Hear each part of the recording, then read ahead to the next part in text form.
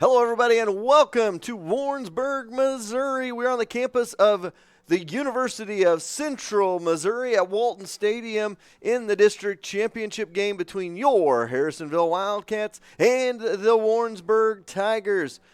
The Cats in familiar position here, fifth straight district championship game. Warrensburg, their first couple of wins in a decade in the state playoffs, and here we are, district championship game, and it's win or go home time. Somebody's going to get a shiny state trophy that says district champions. The other one's going to go to basketball season on Monday and take in basketball practice. Winner will play the winner of the Platte County Pirates and Smithville Warriors game going on in Platte County tonight. So a lot on the line tonight. These two teams met earlier this season, and it was a 49 drubbing the Warrensburg Tigers put on the Harrisonville Wildcats. These two teams are definitely not the same as they were that late September evening.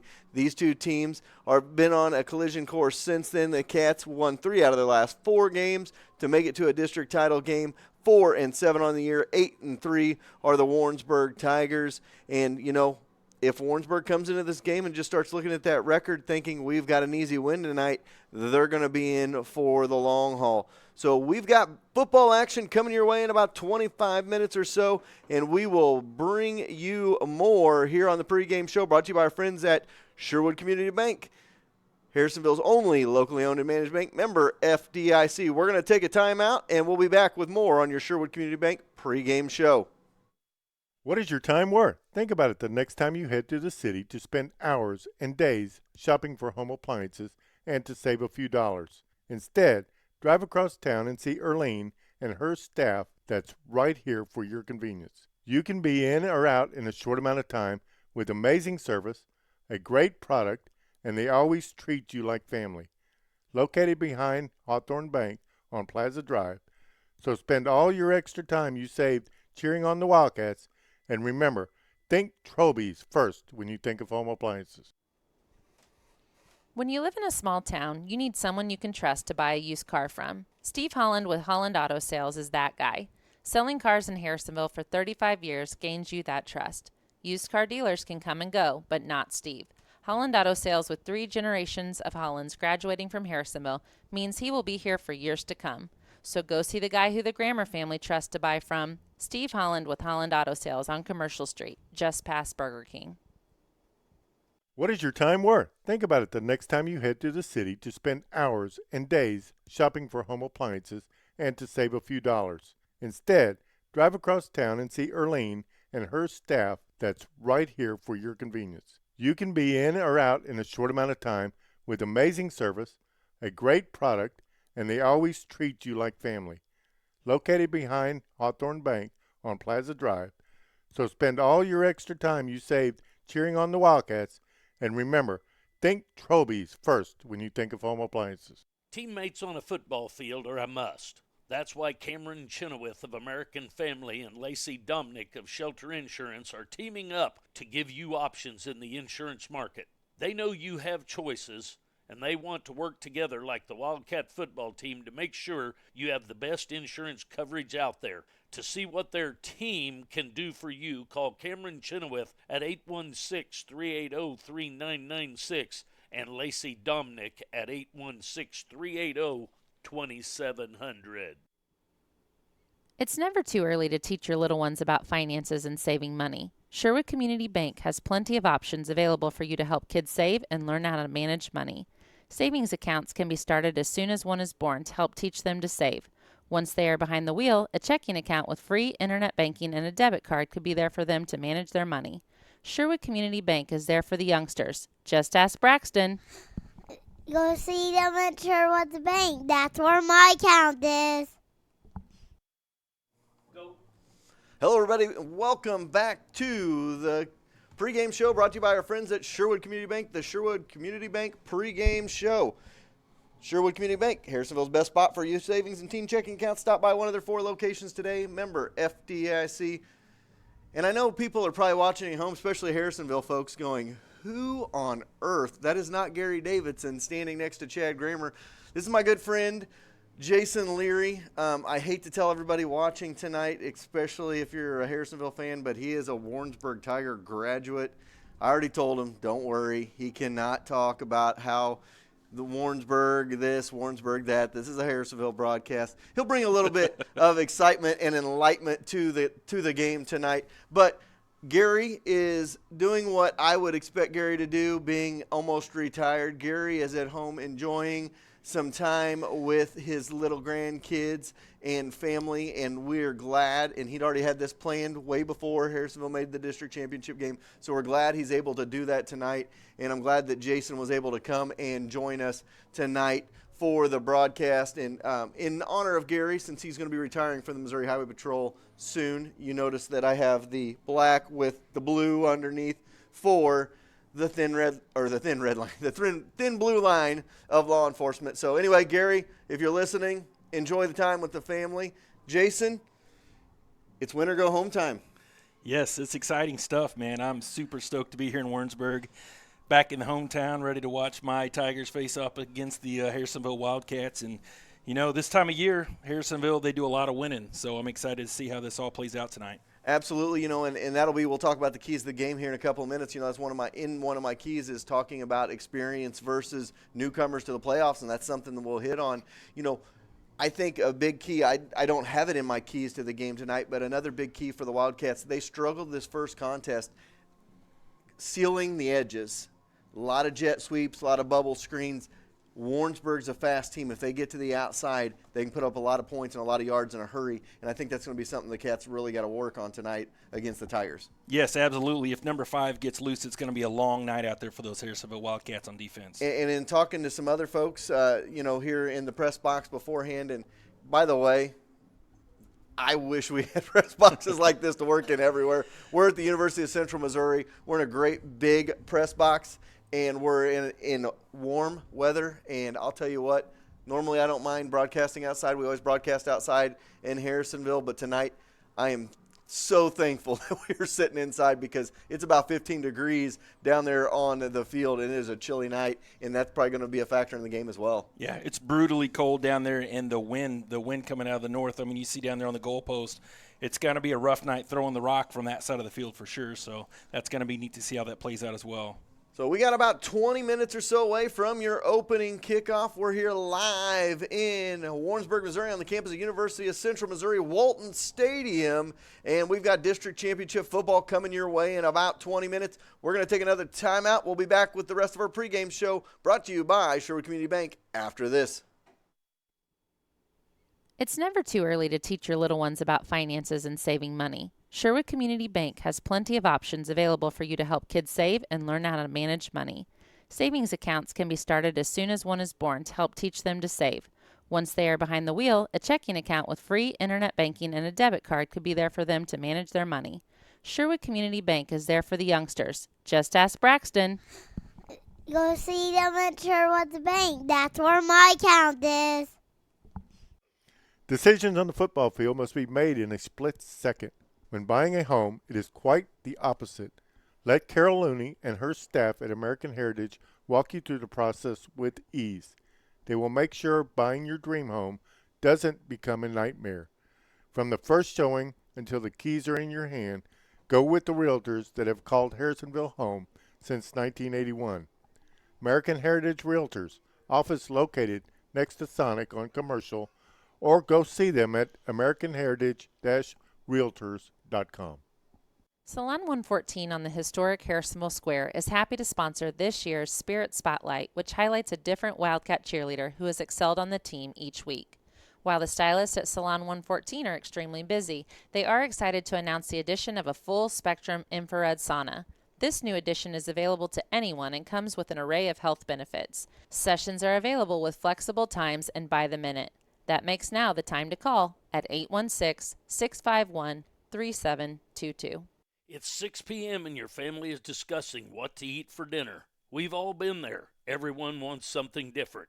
So make it simple. Go to Forged by a Fire in Harrisonville for a little bit of everything. Salads for mom, and a wide variety of them at that. The steak for dad, a Boss burger for your growing boy, and chicken strips for the little one. The next time you need a variety of food with extra options to satisfy everyone in the family, make the one stop to Forged by Fire in the Price Chopper Shopping Center on Commercial.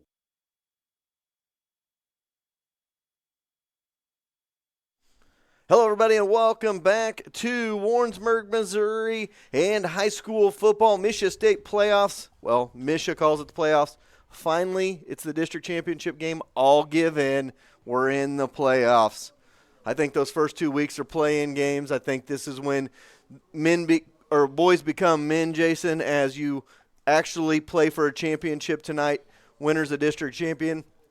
One of the 8 teams left in the state of Missouri. So now I'll call it the playoffs. I don't know. You've probably listened along the last couple of weeks, and I'm always hesitant to call it the playoffs, but now we're in the playoffs. Yeah, we're old school, man. This is I'm the same way. You get through districts, then you get into playoffs. In this, as me and Gary have talked about, this game here is the old sectional game. So you can pretty much call this the playoffs. You're playing for a district title, but overall, everybody makes the playoffs. Everybody gets a trophy, So anyway, we'll go with it. It's the Mish playoffs. It is a district championship game tonight. Harrisonville at 4-7.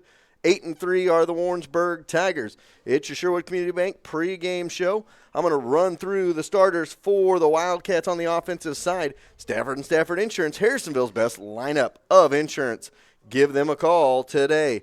For the Wildcats, it'll be the sophomore quarterback, Mr. River Riley. Then we will also have in the backfield, you will see a combo at tailback of Jaden Wilson along with the freshman Jace Reynolds. And at fullback, you'll have the freshman Josh Pesick. Up front, you will have the line led by Trevor Campbell and Brody Rogers. Your wide receivers tonight, of course, the guys making the big plays on the outside, Colby Knowles, as well as Kennedy Atkinson. And those are some of your key starters for the Wildcats tonight. Brought to you by Stafford and Stafford Insurance, Harrisonville's best lineup of insurance. Give them a call today. All right. Time for us now, Jason, to roll through some keys to the game, and we've talked about several of them. Key number 1 for me tonight, whether you like it or not, and that's the weather. It's going to be an equalizer. Everything is different in cold weather. It's going to slow Warrensburg down maybe a little bit of issue of slick field. They were working on the field today to clear it off. You would have never known there was 3 inches of snow on it. Some of it melted away, but with it being 15 degrees, you may have some slick spots out there. That could slow Warrensburg down. It's going to hurt a little bit more when you tackle. Everything's going to hurt a little bit more, but this could be a good equalizer in this ballgame. Yeah, no, you nailed it right there for sure. I mean, and with that wind to go along with that ice, frigid, cold weather out there, absolutely, that will be something to watch. Watch the team speed on both sides. Objects in the mirror. They always say it on your car. They're closer than they appear. 49-0 was a long time ago. We talked about that all the way back in September when these two teams played. Warrensburg won at 49-0. But you got to look at a lot of factors. Harrisonville was young. Harrisonville was playing a brutal early season schedule. Warrensburg was on a roll at that time. We're looking at a tough order for the Warrensburg coaches. How do you get your kids to believe that they're going to go out there and do a 49-0 game again and get them up for this game when they feel like they should just walk through it because they won so easily the first time? Yeah, no, absolutely. And you got to look at the Warrensburg program. They don't know what winning is. They haven't won in many, many, many years. This time of the year, it's what Harrisonville Wildcats do. They simply win this time of year.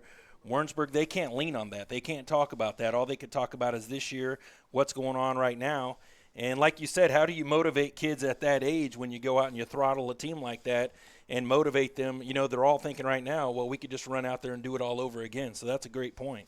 And that you kind of touched on, that leads me into key number 3. It's in their blood.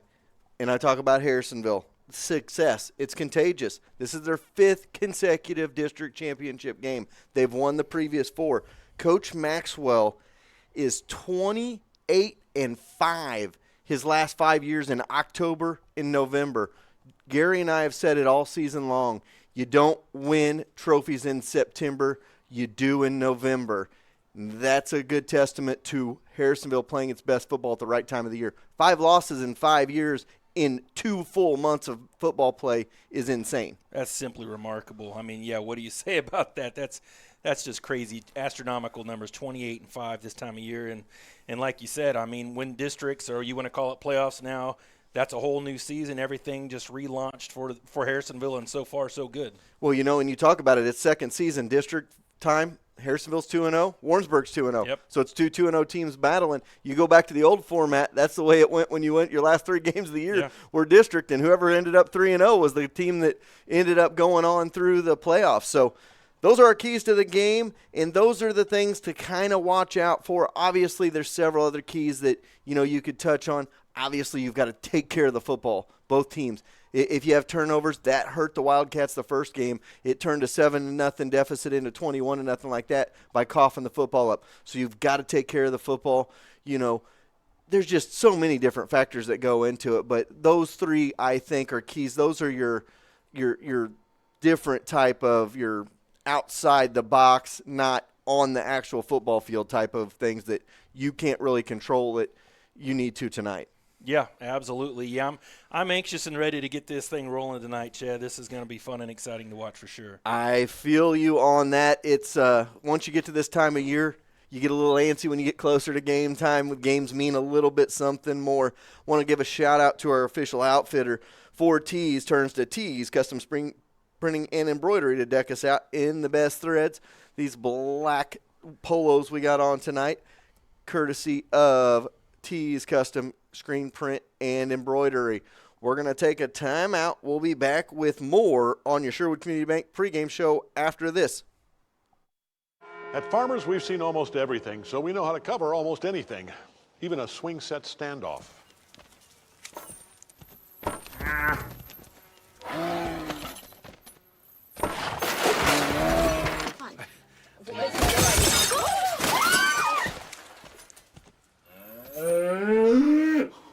And we covered it. July 1st, 2015. Talk to Farmers. We know a thing or two because we've seen a thing or two. We are Farmers. Bum, bum, bum, bum, bum, bum. Farmers Insurance, Bradley Sainer, in the A-frame at 1808 North Commercial Street in Harrisonville. A strong starting lineup is a key to a great team. Insurance is no different, and Stafford & Stafford Insurance has the best lineup in town.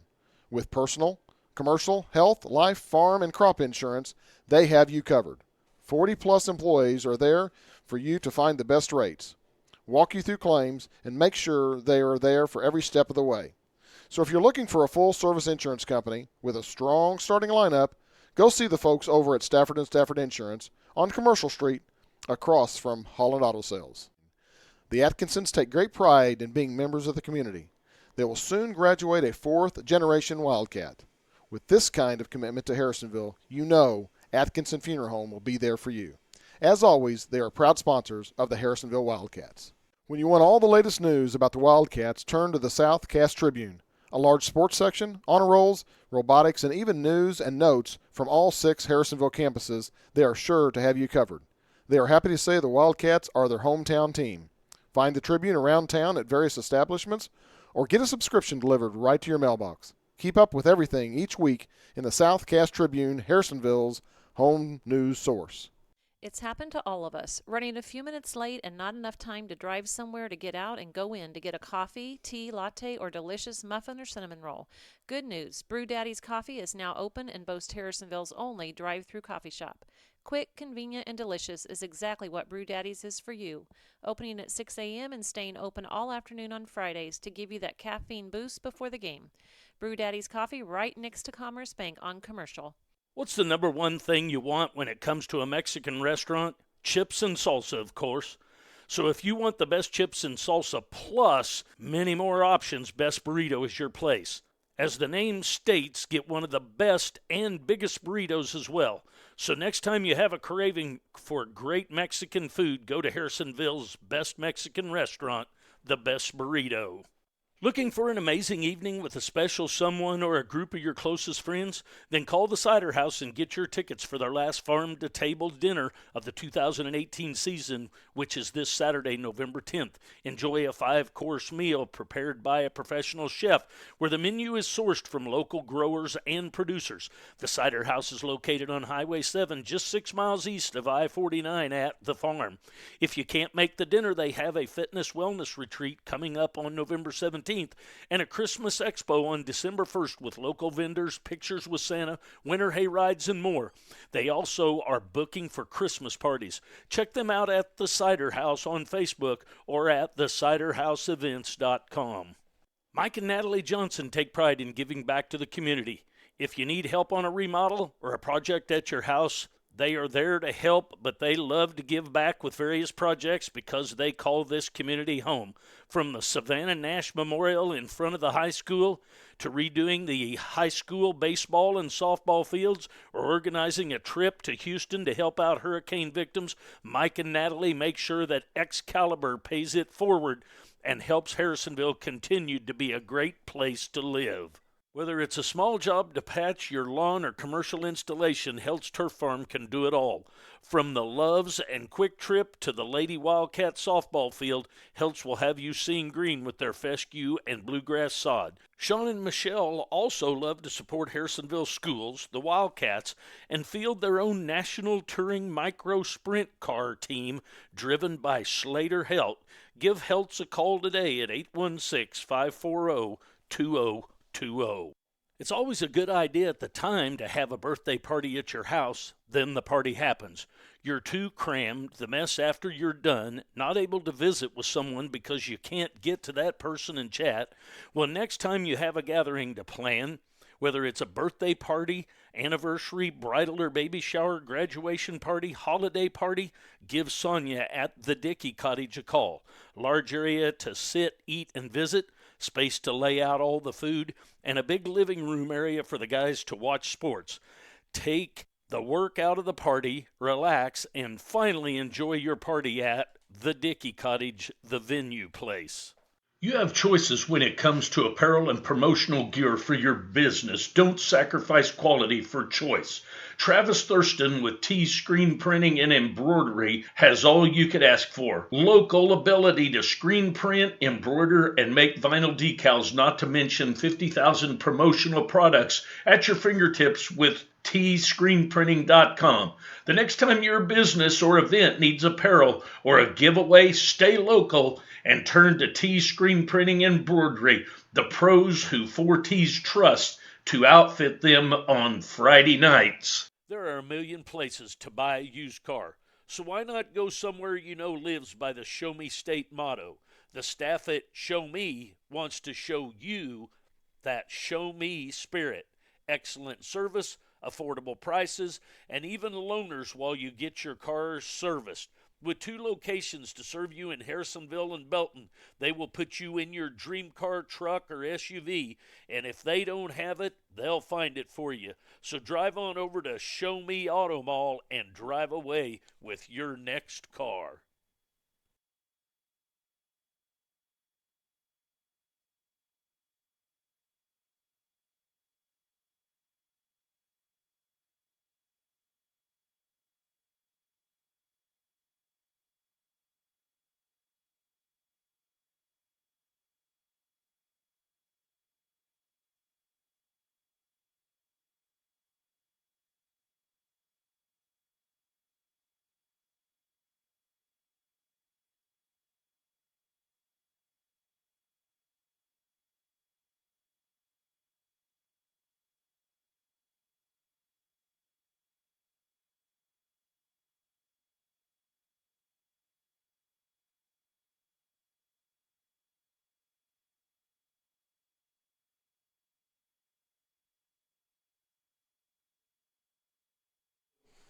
Hello, everybody, and welcome back to Warrensburg, Missouri. The national anthem is over. We're a couple of minutes away, finally, from some high school football. The Harrisonville Wildcats, the Warrensburg Tigers, in a district championship showdown, Class 4, District 7. I got it right this week. Last week I called it Class 7. I don't know. Guess I thought I was in Arkansas or some other random state that has 7 classifications, Texas maybe.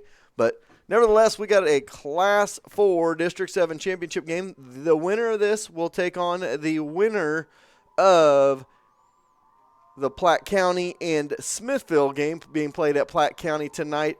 I don't know all of the hosting next week. I do know if Smithville and Harrisonville were to win, it would be in Harrisonville. I know if Smithville and Warrensburg were to win, it would be in Smithville.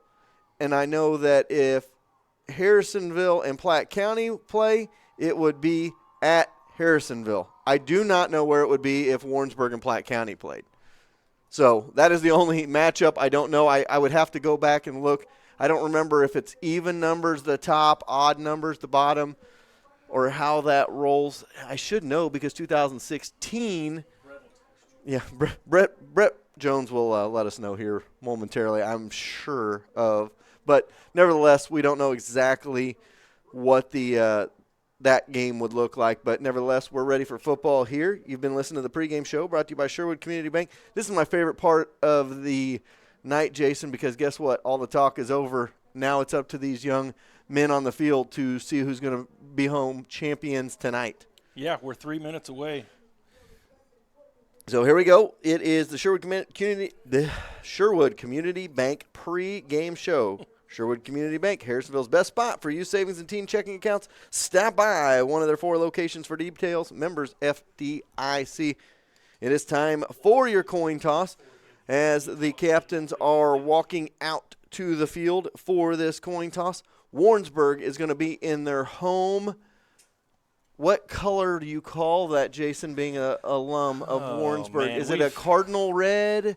It's a maroon color with all maroon. They're going to have the white numbers. They've got the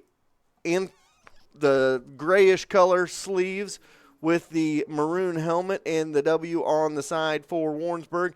Harrisonville going to be in their away white tops with the black numbers and the blue outline, the blue top helmets with the Wildcat, and the blue pants with the black and white stripe down the side as we get set for action in the coin toss. Brought to you by our friends at Sherwood Community Bank. Take the extra coins to Sherwood Community Bank and start a savings account today. We'll give you the results of that momentarily. And I'll tell you what, it just looking down at the crowd, it looks cold down there, Jason. Oh, it looks awful, those metal bleachers, and you still see like little piles of snow where they wiped it off the bleachers. Yeah, and that's crimson red. Crimson, there you go. Crimson red. Jason had to put that back in his memory bank and think of what color that was they talked about. It's been a few years. So the crimson red, which would be, Crimson Tide. It looks a little bit Crimson Tide-ish with their uniforms. And I like the gray that they've added in over the years. We were just that crimson and white, so that looks good. And it's funny, over the years, the way uniforms have evolved, everybody, Jason, they have different uniforms. They have 2 or 3 different uniforms, different color helmets sometimes, and every team, it seems, has 3 or 4 colors that they use at certain times of the year. Harrisonville has incorporated black into a lot of their uniforms as well. I know some of the traditionalists at Harrisonville, including one of the greatest bus drivers ever. Warrensburg won the toss. So Warrensburg has won, and they have deferred, so the Cats will get the ball. We'll let you know if they're going north to south, east to west, left to right, up and down, as Gary likes to change that up. But so the Cats will go from the south to the north or right to left on your screen. And Warrensburg going to go from the north to the south and from left to right as we get set for action. Cats going to get the ball first to start this district championship game coming up.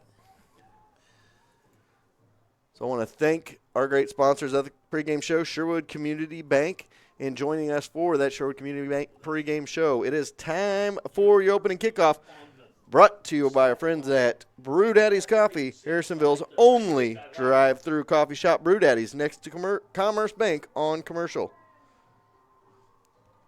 You actually could go a little bit up. So the Cats are set to return.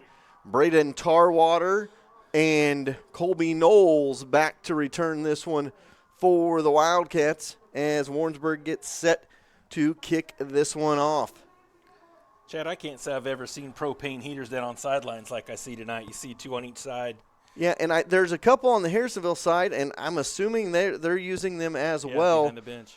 So that is awesome to be able to get a little bit of warmth that time, and you see all the managers are curled up right around them right now. So here we go. For the opening kickoff set to boot it away is number 20, who is not on the roster. High end over end kick going to be taken by the Cats, and Colby Knowles at the 10. He's got it to the 20. Right up the middle he goes. He's got a wide open lane to the 40 and up to the 45 where he's knocked down by the Warrensburg Tigers. So a big gaping hole, and there you could have drove a couple of trucks through that hole right up the middle. Yeah, that was massive. That was, I mean, he had a long ways to go there, and luckily for Warrensburg, they tripped him up. So here we go. It will be Cats ball from their own 43-yard line, and the sophomore signal caller who took over for an injured Landon George in the Oak Grove game. River Riley back out there. Cats going to go in the I formation, 2 wide receivers set to the left side, and we're underway from the University of Central Missouri in this district championship game. They're going to hand off for Jaden Wilson. He cuts back and gets 4 or 5. We're going to mark it. Looks like he's going to have a 4-yard gain up to the 47-yard line, going to bring up a 2nd down and 6. If you're the Cats, you want to get 3, 4, 5 yards of carry and just move those sticks.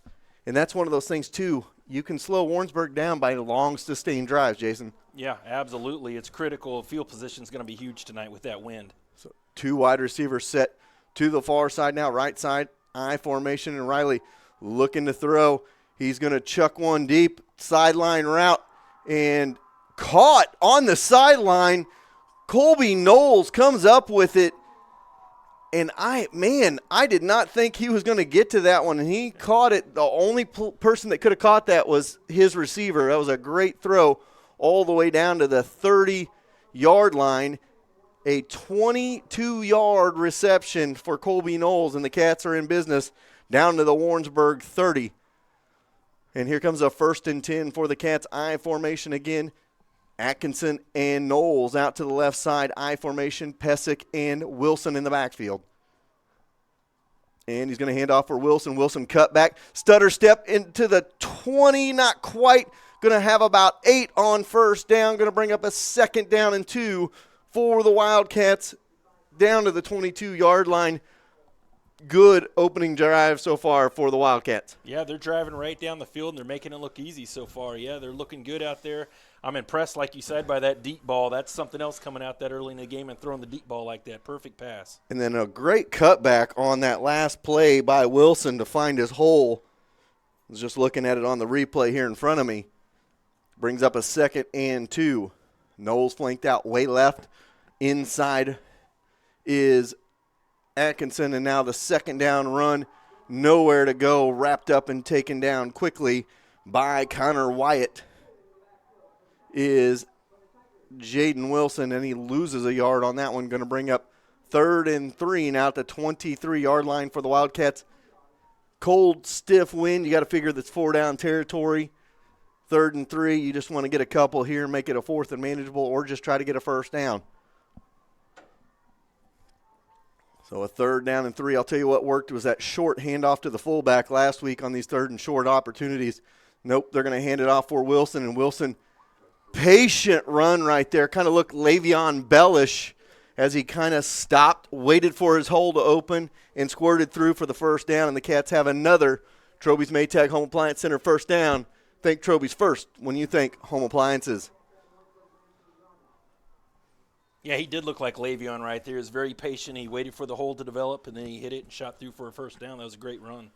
So ball down to the 19-yard line now, and the Cats still with possession here. 9:34 to go in the 1st quarter. No score. Cats with the ball.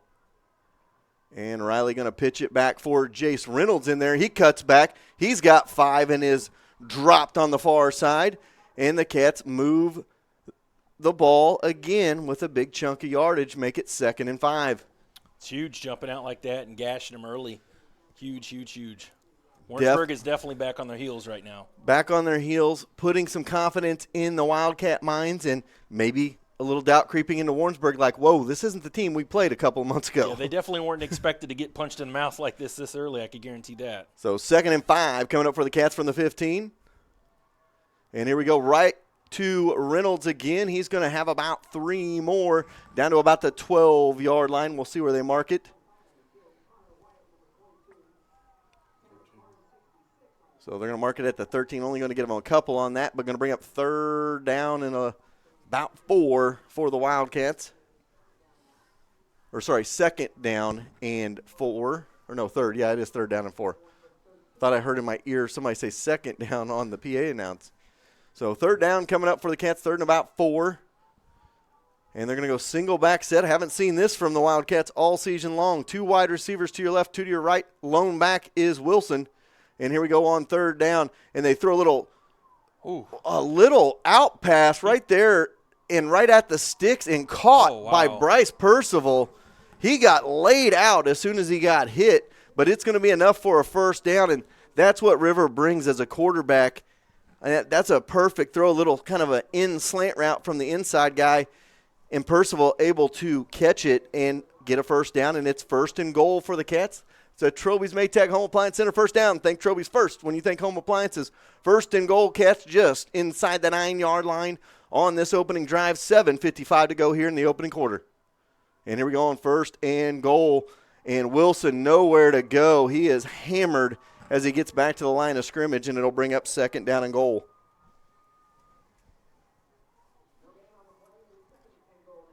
So here we go, 2nd down and goal for the Wildcats here. This is huge right here that Harrisonville finishes this drive and gets on the board. Huge. Very, very big early on in the game to make a statement. You got 3 more opportunities at it. You're at the 9-yard line here. 7:25 still to go first quarter, no score. Under center Riley. Here we go on 2nd down, and they're going to fake and go inside handoff on the counter all the way down to the 2-yard line. Josh Pesic. That counter at the right time, had the perfect opportunity, kind of faked the pitch backwards, inside handoff to Pesic, and he gets it down to the 2, and it's 3rd down and goal at the 2-yard line as the clock continues to roll here. Yeah, the Warrensburg linebackers bit on that fake big time, so I'm surprised. He almost drugged the guy into the end zone right there. He's a powerful runner. So 3rd down and goal, 6:45 to go here in the 1st. And the Cats going to hand off. Wilson inside the 1. No signal yet. And touchdown is signaled on the far side. Cats on the board first. Jaden Wilson into the end zone from a couple of yards out. And, folks, I'm going to tell you, if you want to see a textbook opening drive by any team ever, that was it right there. Harrisonville goes down, right down the field, gets a touchdown, and runs almost 6 minutes off the clock, almost 5:26 off the clock at 6-0. Extra point coming up from Brandon Johnson. Kick is up. Kick is no good off the side, and it will remain 6-0 with 6:36 to go. We'll take a timeout. We'll be back after this. There are a million places to buy a used car, so why not go somewhere you know lives by the Show Me State motto? The staff at Show Me wants to show you that Show Me spirit. Excellent service, affordable prices, and even loaners while you get your cars serviced. With 2 locations to serve you in Harrisonville and Belton, they will put you in your dream car, truck, or SUV, and if they don't have it, they'll find it for you. So drive on over to Show Me Auto Mall and drive away with your next car. It's not the same offense we saw back in September. Now we got to see that it's not the same defense we saw back in September because the Cats struggled to close that game, or struggled to close the edges off and allowed a lot of big runs from Warrensburg. Now you want to see how Warrensburg's going to respond because Harrisonville walked right down the field on them. Yeah, like we talked in pregame, this is new. This is new territory for Warrensburg. They've never been punched in the mouth like that before in the playoffs. So high end over end kick bobbled by Warrensburg at about the 20-25, and they weave through traffic past the 30 up to about the 34-yard line where they will take over on their first possession.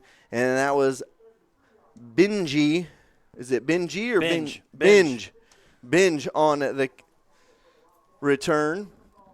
So the ball at the 33-yard line, their own 33. Here come the Cats on defense for the first time, and here comes Levine. No. That looks like number 5 back there. So that's Moore. They're going to run him to the outside. The Cats all over it as they try to get to the corner, and Moore was a thorn in the Cats' side. Miles Moore, the first time these two played. So if you see Levine come into the ball game, Levine, they say, is their thrower. It's like Moore going to stay at quarterback. 2 wide receivers to the left. They're going to go in motion here. Try to get to the outside. Nowhere. Cats all over it again. Read it easily on that one.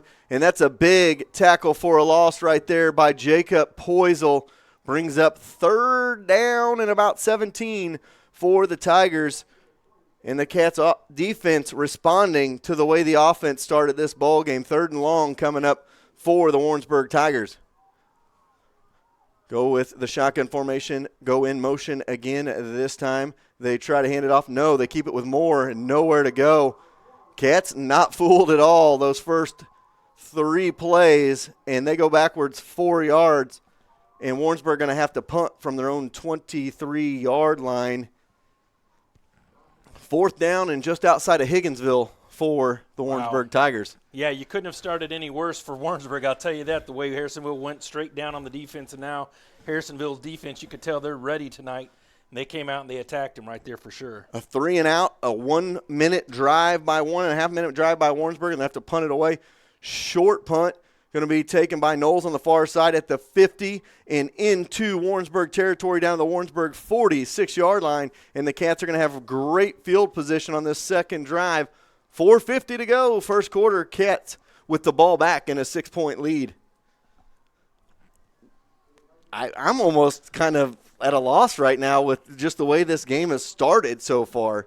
Yeah, it couldn't have started any worse for one side being Warrensburg and any better for the Harrisonville Wildcats for sure. I'm curious to see them come out this second series and see what happens right here. And these are those series that the Cats need to capitalize on. They have struggled with these series to get a couple of possession leads in the past. So here we go on 1st and 10, a little out pass to Knowles. Knowles gets it past the 45 to the 40, stiff arms a guy down the sideline out of bounds all the way down to the 30-yard line, a 16-yard screen pass to Colby Knowles on the outside. That first kid just tried to wrap him up. Colby Knowles threw him to the wayside, and the Cats pushed it down to the 30. That was a great open field stiff arm by Colby. Once again, you could see the kid was cold out there. He wanted no part of that contact. You could see the first 3 defenders that he got past wanted no part of that contact. So it's a 1st and 10 for the Cats down to the 30-yard line. It'll be Knowles and Atkinson to the far side. On the right side, left side is Percival. I formation for the Cats. They're going to hand it off for Reynolds, and Reynolds almost broke one there, just missed breaking it open, but a good open field tackle right there by number 65, and that is Cooper Berry. I believe you went to school with Cooper's father, right, Jason? Mr. Jerry Berry, who wasn't too bad at football back in the day, I'll tell you that. So good open field tackle by Berry brings up a 2nd down and 7. That was a touchdown saving tackle right there. Huge tackle. So 2nd down and about 7 coming up. Ball at the 27-yard line for the Wildcats. And Riley this time, he's going to hand off again. Reynolds, and Reynolds gets a couple. Might have got to the 25. They're going to mark him at about the 26. Don't think they're going to give him the 25, so it'll bring up a 3rd down and about 6 for the Wildcats. Huge 3rd down coming up for both squads in this one. You got to figure if you're the Wildcats, you're in 4-down territory. You got the ball at the 25-yard line anyway. 26-yard line's where it's marked. 3 minutes, 35 seconds to go here in the first quarter of this one. Cats with the ball in a 6-point lead. Yeah, I have no doubt that Maxwell's going to go 4-down territory right here and really emphasize what this means. So 3rd down coming up, I formation for the Cats. Knowles to the near side, Percival and Atkinson to the far side, and Riley looking to throw, and he throws it, has his man open. Atkinson at the 20, inside the 20 to the 15, spun out of tackles, and another Wildcat first down. That's Troby's Maytag Home Appliance Center first down. Think Troby's first when you think home appliances. Cats in business in the red zone, down at the 15 of the Warrensburg Tigers with 3:11 to go here in the first quarter. It's a good-looking play. He was wide open. He made the catch. He turned around to look for a defender around him, and he was like, holy smokes, there's nobody around me, There's nobody around him. He was wide open out there. A big chunk of yardage there, about 10 yards, and the Cats in business again in the red zone. 2 wide receivers out to the left side. Back off the end is Pesic, and there's a fumble, and that has been a struggle for the Cats. There's a flag that flies in as well, maybe a hold on the Wildcats. And that's what the Cats have struggled with at times this year, Jason, is giving the ball back when they have a situation like that. And they almost did it right there, but Reynolds was able to fall on it. Yeah, it's good. It's a good thing because that would definitely shift the momentum back the other direction, but he did a good job scooping on that. And not the penalty you want if you're the Cats. It's going to be called a chop block on the Cats. It's a 15-yarder, and that'll push them way back here. So it'll bring up first down and severely long here. But the Cats have shown they can get chunks of yardage at a time. River Riley has been able to do it. I guess, Chad, you'd want to call that first down in Chilhowie. Yeah, first and about Chilhowie. That would be pretty close. I was thinking south. If we go farther than Chilhowie, it's going to be first in Clinton, and that's a really long ways. Yeah. Because after the other way, it would have been after Higginsville, we would have been talking Richmond or Lexington. So I always like to get those little towns in, get them a little word in from here to here. And now they're going to roll this one back all the way to the 33-yard line, and it'll be first and Chilhowie for the Wildcats. Like you said, they've been doing a great job on offense, rolling him out, getting him in open space, and he's been finding his targets down the field. So it hasn't been a problem so far tonight. First and 28 now for the Wildcats, and now you just got to get a little chunk on this first down here. And the Cats going to look to throw. They're going to throw it wide open is Atkinson. Just missed him. And those are the hardest throws if you're a quarterback. He had his receiver wide open, and as a quarterback, you tense up. You're like, oh my goodness, and he just floated it out there, and Atkinson not able to come. He had 6 right there. Oh, he underthrew him a little bit, but like you said, you roll out and you see your guy wide open, where you got to lead him down the field a little bit more. Even the Hall of Famers will tell you the hardest throws to make are the wide open ones. And he was there. He was wide open, 7 yards past the cornerback. So second down and long for the Wildcats, back at the 33-yard line. And 2:30 to go. Cats going to take a timeout and talk it over here in the first quarter. And, we'll just keep it right here. We got 2:30 left in the first quarter, and time of possession, all Wildcats so far in this one. A 3-and-out by the Warrensburg Tigers.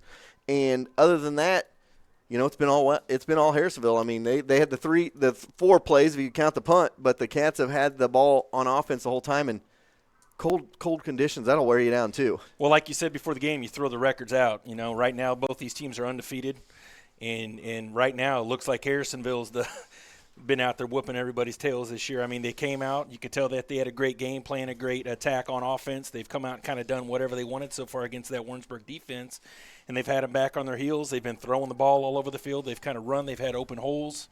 Harrisonville has looked excellent so far tonight. And no high school team has a second down and 28 in their playbook. No high school team has a Patrick Mahomes on their team, but the way the Cats have gotten yardage, you'd like to get about 10 or 15 here, make it 3rd and maybe 13, and then you get into 4-down territory still and see what you can do here. So here we go on second down, and Riley, he's going to pitch it back, and Tarwater has it in the backfield. He's going to try to get to the outside, cuts back, gets back to the line of scrimmage, and that's about it. Maybe got a yard there.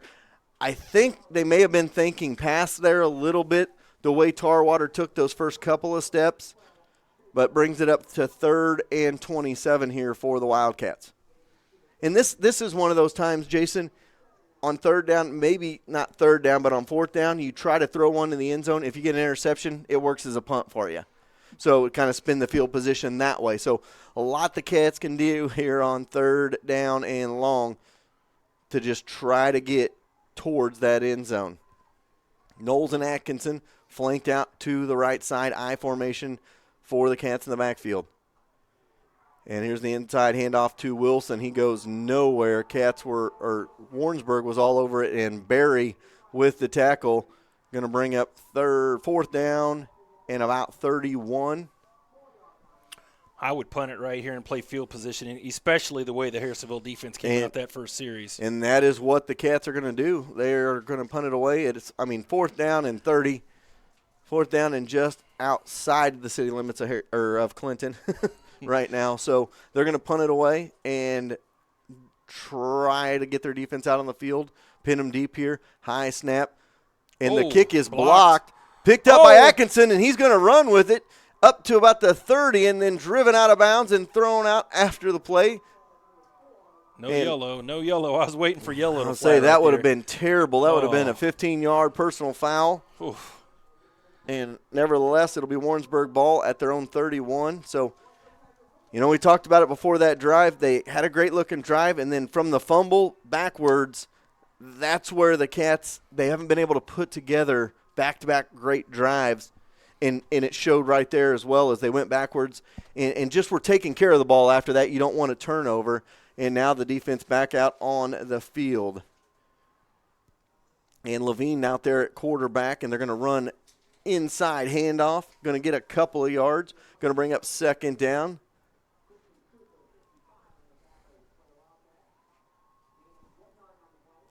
So is it Levine or Levine? It's Levine. Levine. I thought so. Okay. I was second guessing myself. Nope, you had it's like Adam Levine. So Levine in there. Wide receiver flanked way outside left side. 25 seconds to go first quarter. And Levine going to go inside handoff for Moore. Nope, nowhere to go there. Cats all over it. Going to bring up third down and long as 4 or 5 Wildcats were right there. It'll be about a 4-yard loss. And it brings up third and long again for the Tigers. And that'll be the last play of the first quarter. So 1 quarter in the books. Cats lead 6-0. We'll be back after this.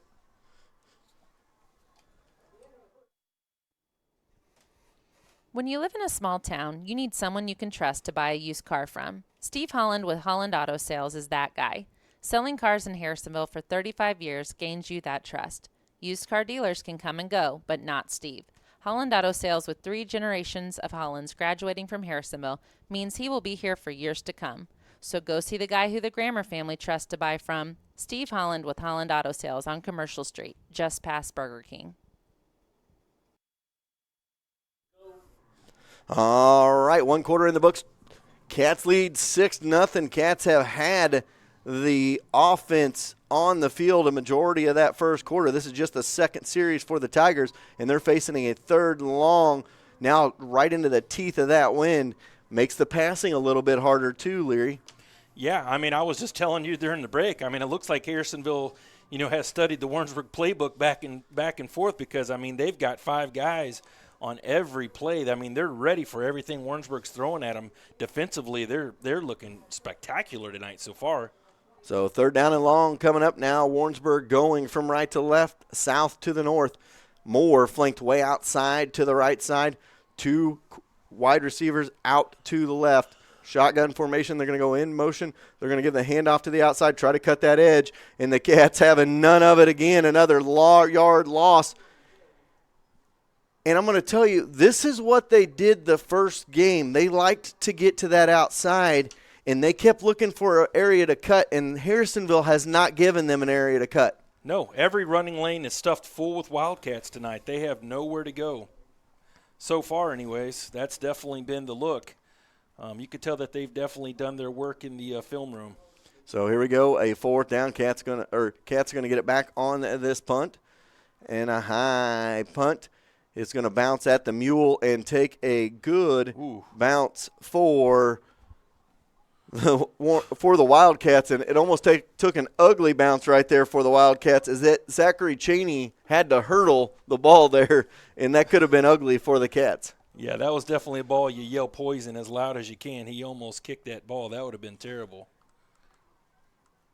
So let's see how these Wildcats come back at. I'm kind of anxious after that second series. They kind of hit the roadblock there. I'm kind of anxious to see how they do now with the wind at his back throwing the ball down the field here. So we will see here.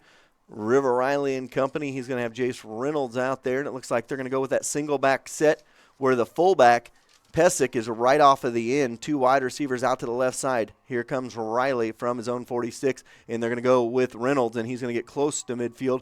Going to get about 3 out of it. Bring up a 2nd down and 7 for the Wildcats.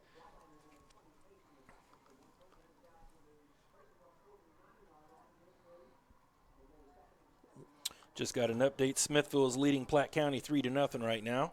Summit Christian up 14-6 on Holden. That was another one I was interested in. Lathrop up 7-0 on Lawson. Adrian up 7-0 on Liberal. It's a 6-0 score here. Second quarter underway. 10:45 to go second quarter. Cats with the ball and a 6-point lead. I formation back for the Wildcats.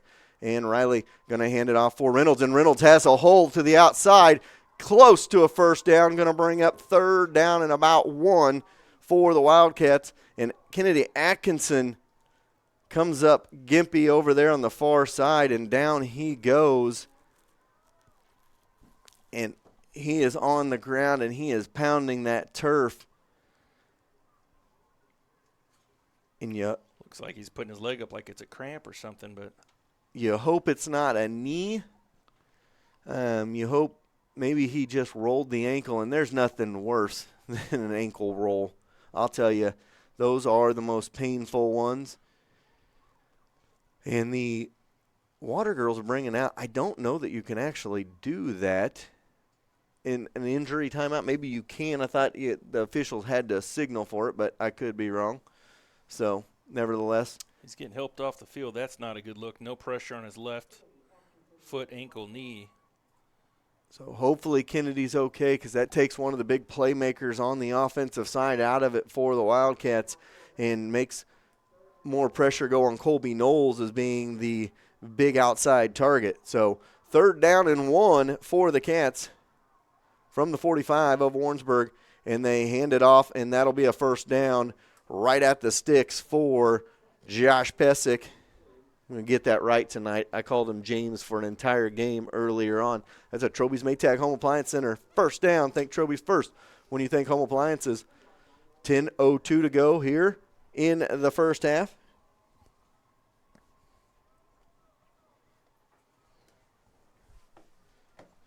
Get some other scores here. Savannah and Maryville, no score. 7-0 Odessa over Pembroke Hill in Class 3 action. 2 wide receivers set to the outside for the Cats. Under center is Riley on 1st and 10. Riley looking to pass. He's rolling out. He's going to throw it up for grabs. And down the field he goes. Almost grabbed by Knowles, but incomplete. Brings up a 2nd down and 10. Man, that was a pretty ball, and he threw that off his back foot. That was a beautiful pass, man.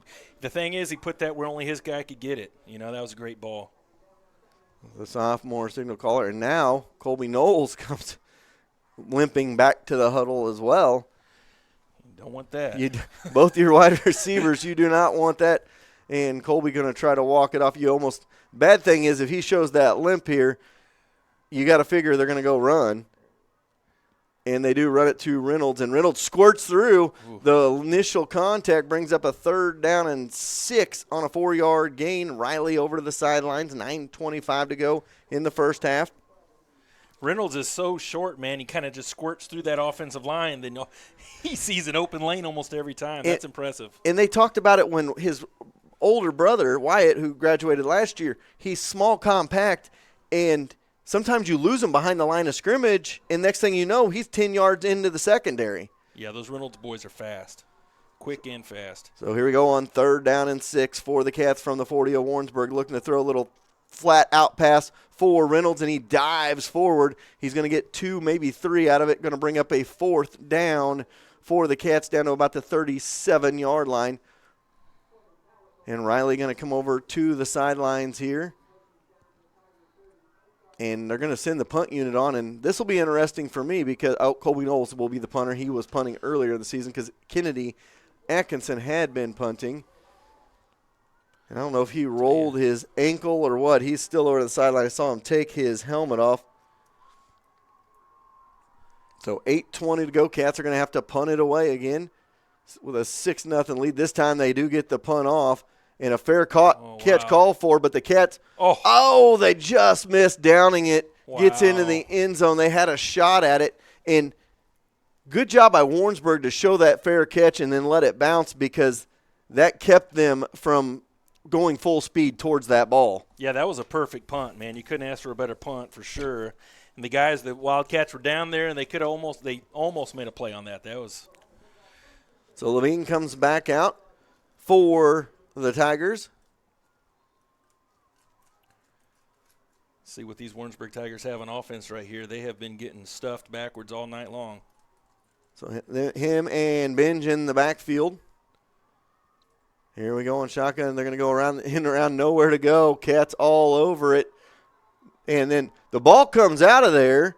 Cats pick it up, and Jacob Poisel all over that one. And it brings up a second down and about 13.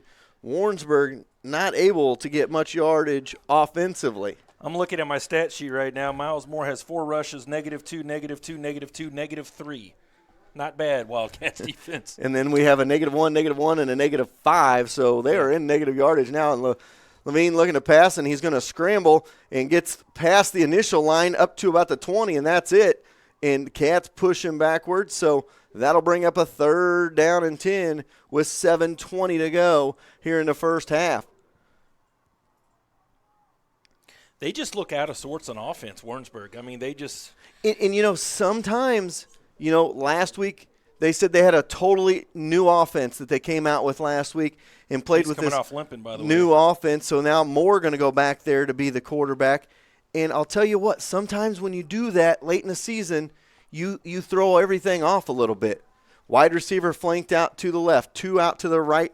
Moore going to be the quarterback. He's going to go inside, handoff. No, he's going to keep it to the outside. He's got some running room here, and down the sideline he goes. This is what they did last time against the Cats, and nobody going to catch him into the end zone for 6 on a 3rd and 10, an 80-yard touchdown run by Moore, and we're tied up at 6 just like that. Wow. So, quick strike, he gets to the outside, and that's what Moore's done all year. That's the first time Warrensburg's been able to get in space all night. They've been shutting that down, so they finally broke one free right there, and nobody could catch him once he got around the edge. You know what? I like that run and that setup. They had it stacked over to the far side. They had weak side help on this side, and there just wasn't that extra defender on this side, and he was able to exploit that and run for the touchdown. And a chance for Warrensburg to regain the lead here, or take the first lead of the game. Kick is up, kick is through, and it's 7-6 Warrensburg with 6:38 to go in the half. We'll be right back. Teammates on a football field are a must. That's why Cameron Chenoweth of American Family and Lacey Dominick of Shelter Insurance are teaming up to give you options in the insurance market. They know you have choices, and they want to work together like the Wildcat football team to make sure you have the best insurance coverage out there. To see what their team can do for you, call Cameron Chenoweth at 816-380-3996 and Lacey Dominick at 816-380-2700. All right, welcome back.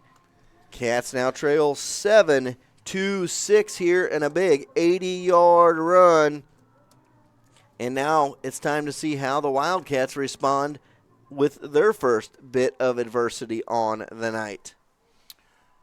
Yeah, I mean, there was nobody there once he got past the first 2 levels on that run. There was no safety help, and once he turned the edge and he blew past him, I mean, his speed kicked in right there. And Tarwater tried to catch him to no avail. Yeah, good attempt.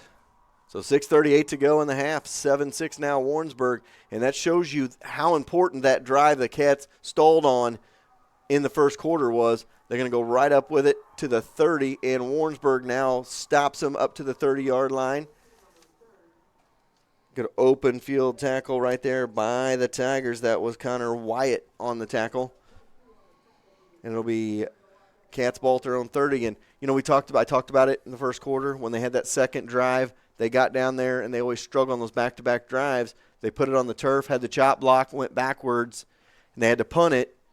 Defense stood tall after that, but they just haven't. Now they've got to come back. Now they're down 7-6, and you've got to get a couple of scores on Warrensburg because of their big strike capabilities. Yeah, and that, you know, so far in the game, it's been all Harrisonville except for that one play for Warrensburg. So let's see how they answer right here. Wide receiver left and the right. Here they go on 1st and 10, and Wilson gets back to the line of scrimmage, and that's it. Going to bring up 2nd down, and they're going to give him a yard. 2nd and 9 with 6:20 to go. And now you got to start playing that mind game if you're the Wildcats of we don't want to give it back to Warrensburg here with too much time if we can't score because they get the ball back at half as well. Yeah, absolutely. So the totally different ball game now with just that one score for the Tigers. 2 wide receivers set to the left. I formation for the Cats in the backfield. Here we go on 2nd down, and Wilson gets a big hole, and gets close to the 40-yard line. Going to mark him at about the 39-yard line. So an 8-yard gain by Jaden Wilson, and it's 3rd down and short for the Wildcats from the 39 of the from their own 39-yard line. Huge 3rd down right here for Harrisonville. Big for both sides, really, because Warrensburg's defense has been on the field a lot. The entire night. Yeah, the entire night. So 3rd and short. This is where that short handoff has come in so well. Instead, they go to Wilson, and Wilson's going to get a 1st down, and he's just going to stop at the sticks. And they're going to mark him past the 40 to the 41, and it'll be a 1st and 10 Cats. That'll move the sticks. That'll be a Troby's Maytag Home Appliance Center 1st down. Think Troby's first when you think home appliances. 1st and 10 Cats past their own 40 into this one. That was close. That was closer than it should have been, but the Warrensburg tacklers kind of shoved them forward on that. So maybe we can get a word at halftime, see what happened to Kennedy Atkinson. He is still not back out there. I formation for the Cats, wide receiver left, wide receiver to the right on 1st and 10, and nowhere to go for Wilson. Got back to about the line of scrimmage and then is whipped backwards, and it'll be a 2nd down. Not sure who grabbed him, but whatever defender grabbed him and just kind of yanked him back. Tanner Carnes with the tackle on that one brings up 2nd down and 10 with 4:40 to go here in the first half. So 4:40 to go here in the first half. Cats trail 7-6, led 6-0 most of the way here in the first half. And then an 80-yard run by Miles Moore made it 7-6 Warrensburg, and the Cats with the ball now. I formation. Look for a little pitch. No. Looking to throw. They throw it over the middle. Oh, man. And incomplete. Josh Pesic was wide open right there. Little wheel route from Pesic out of the backfield. Tried to get it to Knowles. Incomplete. Brings up 3rd down and 10. So far, Riley is 5 for 8 passing. Still look good, but he threw it to the covered guy right there. He did have him wide open on the wheel route there, but maybe they'll see that and be able to bust that back out down the game here in the second half maybe. Bring up a 3rd down and 10. I see looks like Sean Carruthers on the sideline maybe getting his glove warmers on to maybe come in and do some damage here. Oh. And incomplete. Not sure where that one was going to.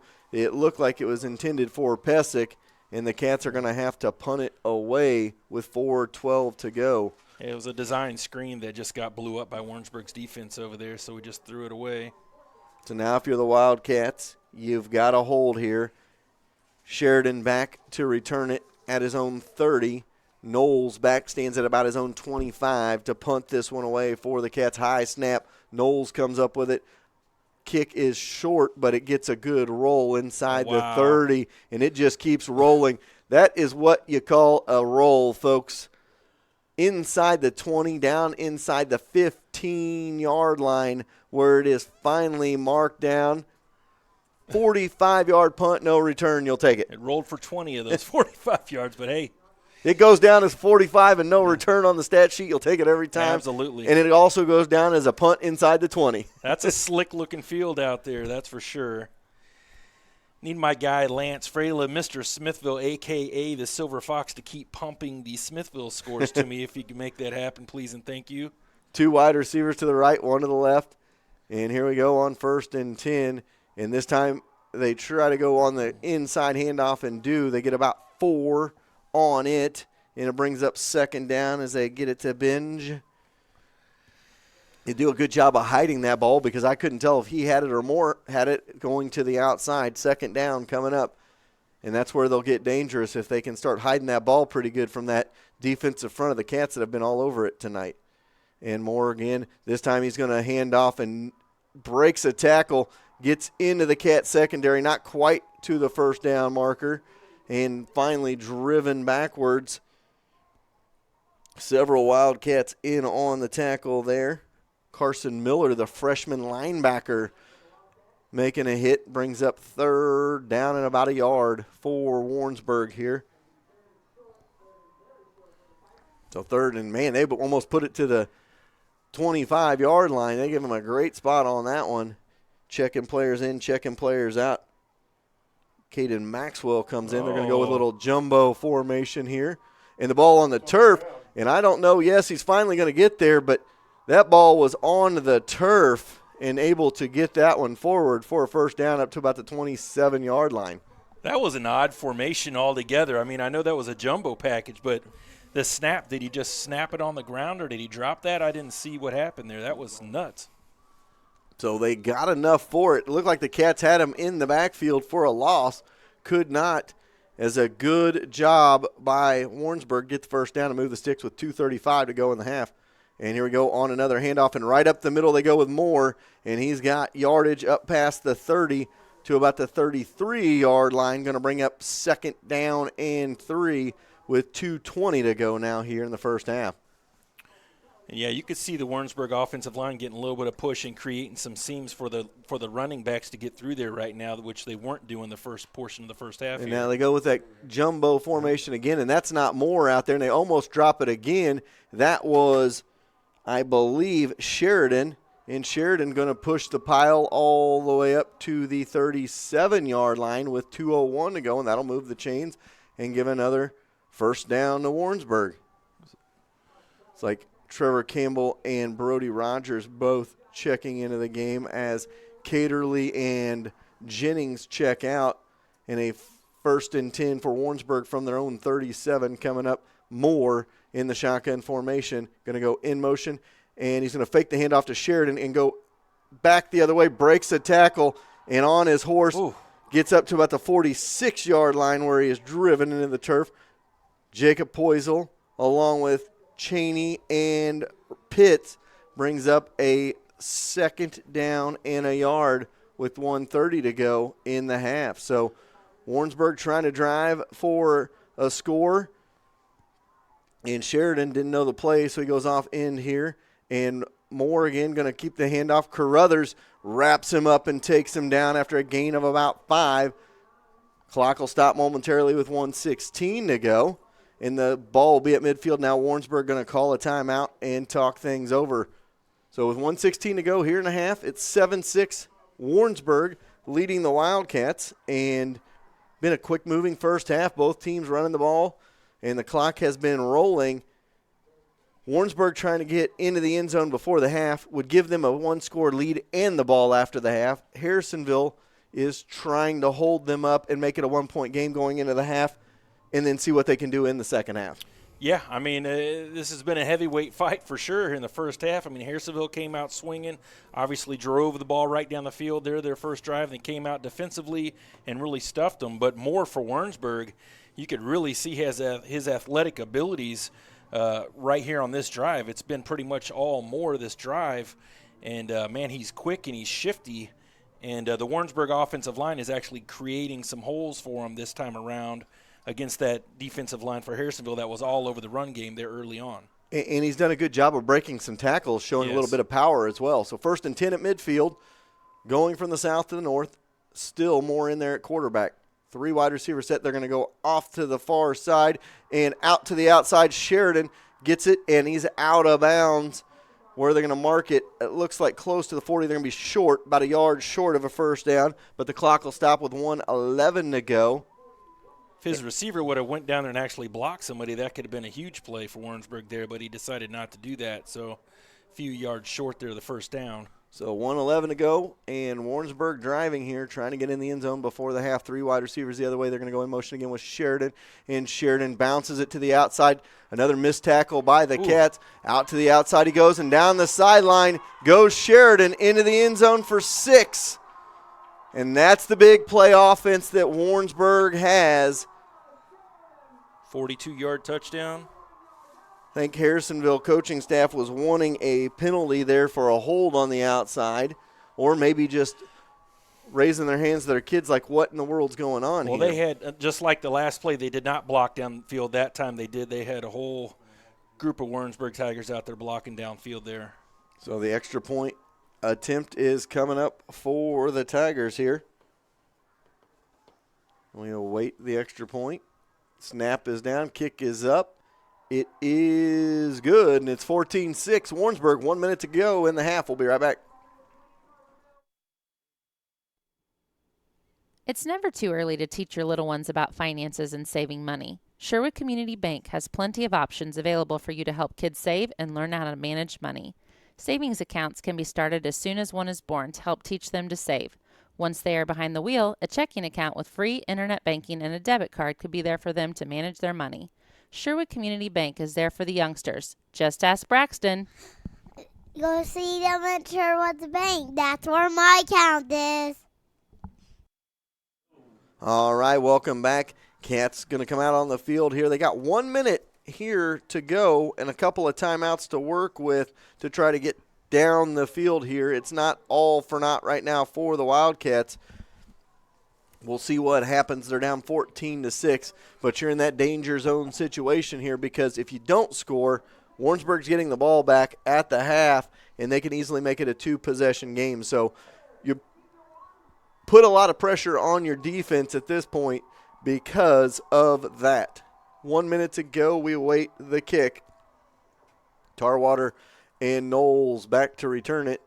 And it's going to be Tarwater this time from his own 15 to the 20, 25, not quite to the 30, driven down by a host of Warrensburg Tigers.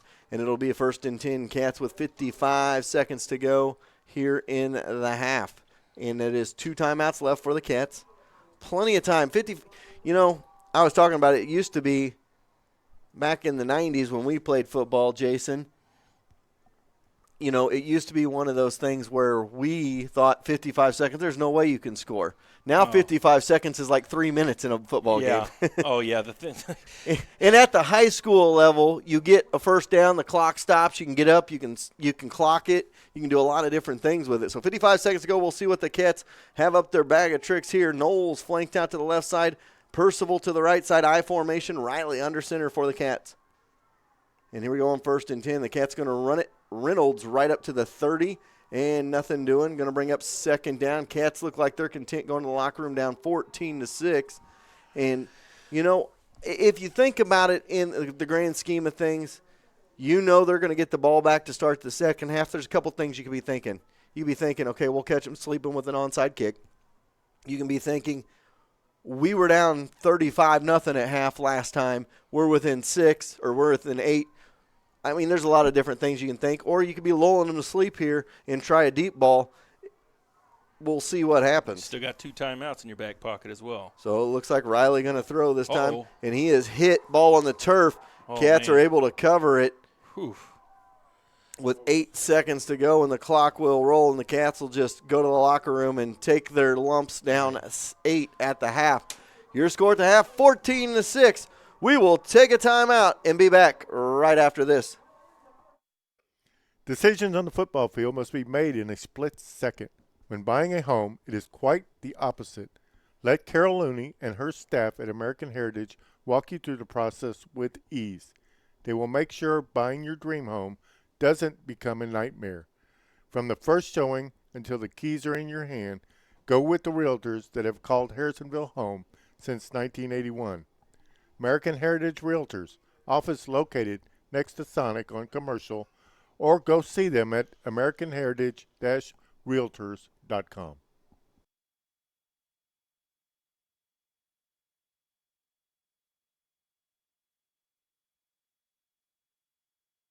Salon 114 on the historic Harrisonville Square is happy to sponsor this year's Spirit Spotlight, which highlights a different Wildcat cheerleader who has excelled on the team each week.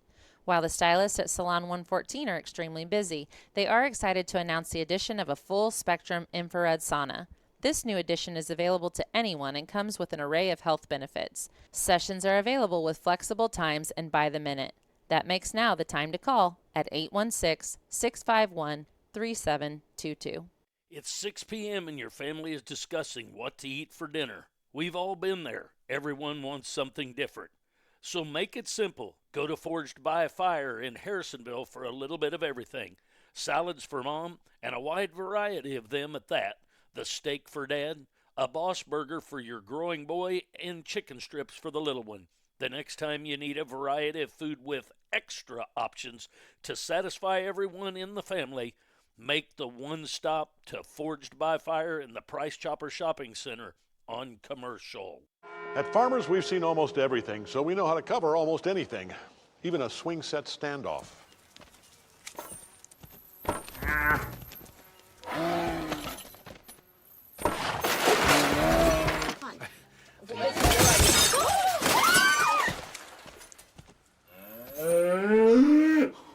And we covered it. July 1st, 2015. Talk to Farmers. We know a thing or two because we've seen a thing or two. We are farmers. Bum, bum, bum, bum, bum, bum. Farmers Insurance, Bradley Sainer, in the A-frame at 1808 North Commercial Street in Harrisonville. Hello, everybody, and welcome back to Warrensburg, Missouri. We're on the campus of the University of Central Missouri, Walton Stadium. Your score at the half, 14-6, Warrensburg over the Wildcats.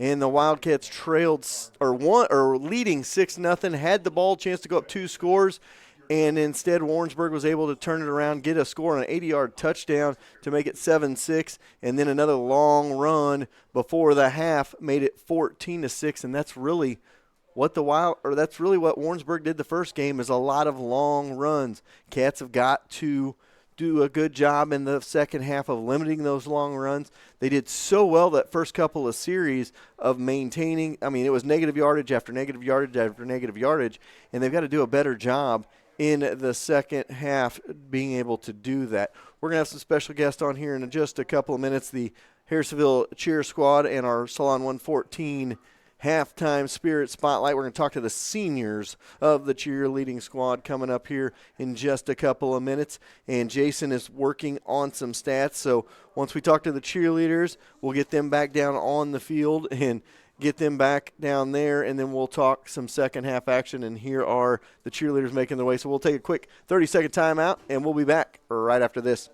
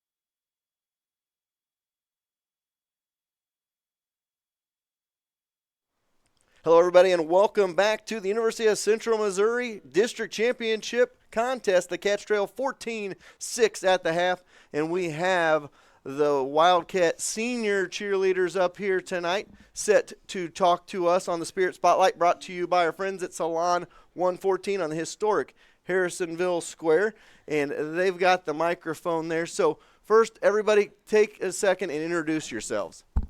I'm Jenna Hart. I'm Brecken Nickel. I'm Janelle Caswell. I'm Brielle Martinez. I'm Alexis Royal. And I'm Macy Shadarski. All right, those are our cheerleaders, and we'll pass it back down. Jenna, we'll start with you. What has been your favorite part of the cheer season this fall? My favorite part about the cheer season this far has been making some great memories with new people and meeting new friends, and that's, yeah. Okay, let's pass it to one of the other girls because we got some special questions for you, Brecken. Okay, introduce yourself, and I'm going to ask you this question. Which cheer are you going to miss the most? My name's Janelle, and the cheer I'll probably miss the most is Our Team is Dynamite, because that gets the crowd really going, and it's a lot of fun to do. Okay, so Brecken, this one's going to be for you. What has been the coolest part for you of cheering this fall? Our getting to know a millennials. bunch of new people, and then there's a lot of cool stunts to do. Okay, so we'll ask one of the girls can answer this one. What has been the coolest part of having a yell leader this fall? I'm Brielle, and I think the coolest part about having the yell leader is having all the power and the stunts and being able to do some stuff that we've never been able to do before. And all the extra yelling he does. It makes us sound really loud. Okay, so we're going to go back to Brecken now for this one. And what advice would you give another guy if he was to want to try out for cheerleading? To make sure you know the game of football really well, because they ask a lot of questions. Also, some people might try to say something to discourage you, so the girls always have your back, and it's a lot of fun to do. Well, okay, so then I'm gonna ask one of the girls this. Alexis, we'll go to you. Okay. So you probably asked. I bet you probably didn't ask as many questions about football. But if it's 1st and 10 and they get 6 yards, then what is it? Couldn't tell you.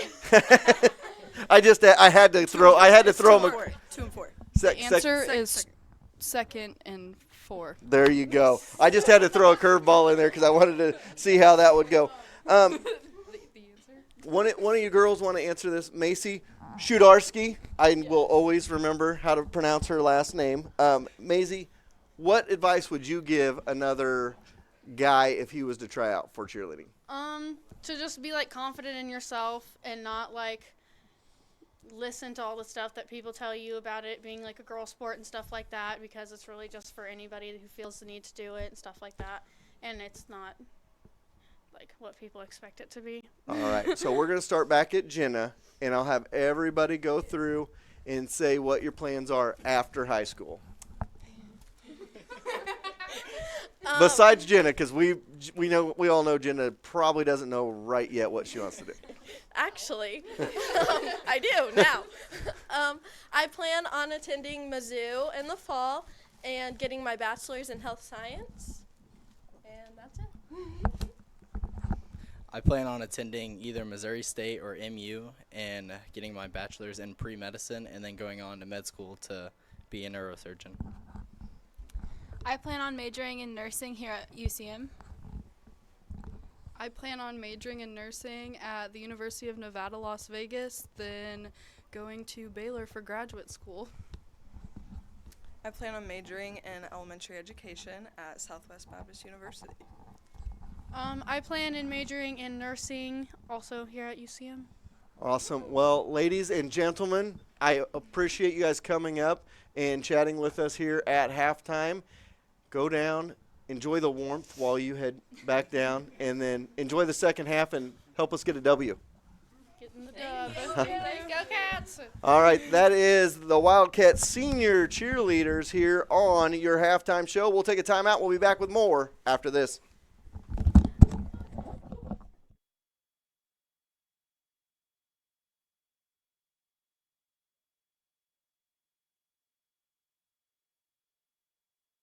A strong starting lineup is a key to a great team. Insurance is no different, and Stafford & Stafford Insurance has the best lineup in town. With personal, commercial, health, life, farm, and crop insurance, they have you covered. 40-plus employees are there for you to find the best rates, walk you through claims, and make sure they are there for every step of the way. So if you're looking for a full-service insurance company with a strong starting lineup, go see the folks over at Stafford & Stafford Insurance on Commercial Street across from Holland Auto Sales. Atkinson Funeral Home and Cremation Service has been serving families in the area since 1929. The Atkinsons take great pride in being members of the community. They will soon graduate a fourth-generation Wildcat. With this kind of commitment to Harrisonville, you know Atkinson Funeral Home will be there for you. As always, they are proud sponsors of the Harrisonville Wildcats. When you want all the latest news about the Wildcats, turn to the South Cass Tribune, a large sports section, honor rolls, robotics, and even news and notes from all 6 Harrisonville campuses. They are sure to have you covered. They are happy to say the Wildcats are their hometown team. Find the Tribune around town at various establishments or get a subscription delivered right to your mailbox. Keep up with everything each week in the South Cass Tribune, Harrisonville's home news source. It's happened to all of us, running a few minutes late and not enough time to drive somewhere to get out and go in to get a coffee, tea, latte, or delicious muffin or cinnamon roll. Good news, Brew Daddy's Coffee is now open and boasts Harrisonville's only drive-through coffee shop. Quick, convenient, and delicious is exactly what Brew Daddy's is for you. Opening at 6 a.m. and staying open all afternoon on Fridays to give you that caffeine boost before the game. Brew Daddy's Coffee right next to Commerce Bank on Commercial. All right, welcome back to halftime. Been talking to the cheerleaders. Back to football talk now, and Jason's going to come in here and give us some halftime stats on really a tale of 2 quarters here in this football game. All Harrisonville first quarter, all Warrensburg the second quarter. Yeah, exactly. Yeah, Harrisonville came out early on and marched right down the field. River Riley come out, throwing the rock all over the field and kind of cooled off there in the second quarter. But he still ended up being 5 and 9 with 54 yards passing. Jace Reynolds, they've really spread the ball between Reynolds and Wilson, with Reynolds having 9 rushes for 21 yards, and then Wilson having 11 carries for 27 yards and the touchdown.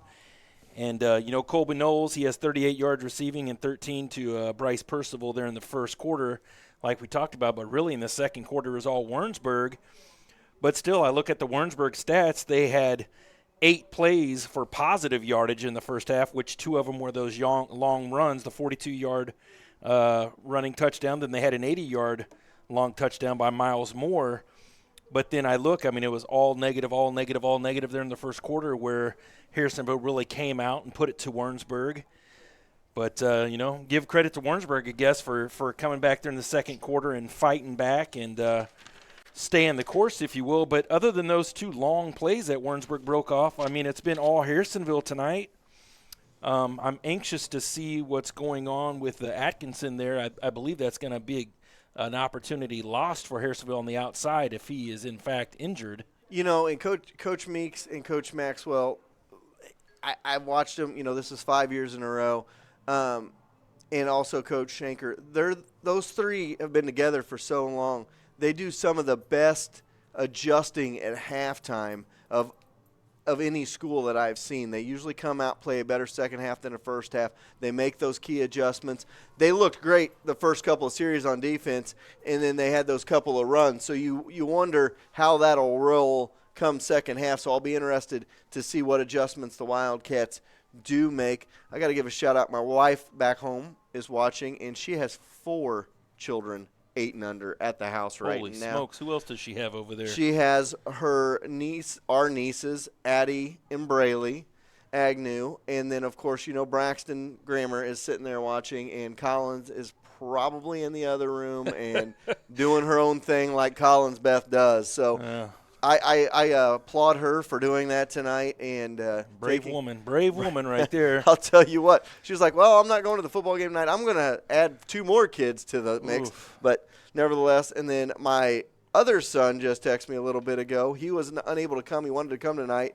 He was unable to come. He stayed home from school today. He's been sick. Oh, so man. He's at home watching in Independence as well. Yeah, So get better, Chase. Yeah, Chase, get better, and maybe the Cats can move on and we can go play in another big old stadium. Yeah, no, it doesn't get any better than this. I can assure you of that. And I also want to give a shout-out to Jackson and Delaney Leary. They're back at my place back North Kansas City listening and watching in tonight.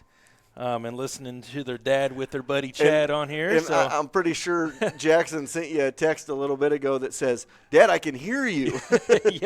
yeah. So that's pretty cool for them, I'm sure. So I always love coming back and getting the opportunity to jump on some of these games with you. I mean, you guys put on a first-class show over here. It's pretty cool what you guys do for Harrisonville. I hope all the fans there enjoy what you guys put on, because this is amazing being able to stay at home and watch your high school teams play and listen to you, the voice of the Wildcats. I mean, it's really a treat to work with you guys. You guys are awesome at what you do for sure. Well, I appreciate that. We have a fun time up here. We have some laughs, and we're always thinking of the next thing to go and hang out and do. So Ange texting back here. I'm sure she's enjoying 4 kids running around. She may not have heard any of that a little bit ago. Frankie Jackson also watching. Frankie. He just gave me a holler, said he is back home watching, staying warm. So all over the place. And our Tigers, our Mizzou Tigers, go down 76-59 tonight to the Cyclones up in Ames, Iowa, which is always a hard place to go play. So we're just winding down the halftime here. We got a couple of seconds. I think they'll probably put 3 more minutes on the clock. I could be wrong, though, as it winds down here at the half. Still looking for the officials, and I do not see any officials, so I don't know that we're going to go right back to action yet. There is that other 3 minutes on the clock. And Jerry's got a special shout-out he wants to play here real quick, and we will get back to you, and we'll get ready for second half action right after this. As much as I like to follow ball sport athletes as they graduate high school and go on to perform at the next level, I also like to follow athletes who go on to follow their dream in non-ball endeavors. For instance, Charlie Moore, rodeo. Taylor Spencer, rowing.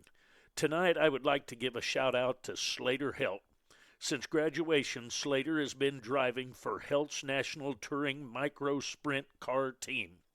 Slater, a Harrisonville High School 2018 graduate, finished 5th in points for the Power I Lucas Oil National Sprint League and 4th in points for the Power I Lucas Oil Wild Card League.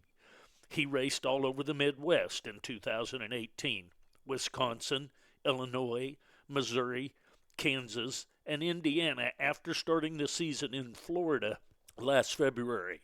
Slater has changed to non-winged 410 division, where he made a couple of trips to California to get tuned up for the upcoming Turkey Night Grand Prix. So a shout-out to Slater Helt from 4Ts on his chase in the United States Automobile Club National Sprint Car Championship.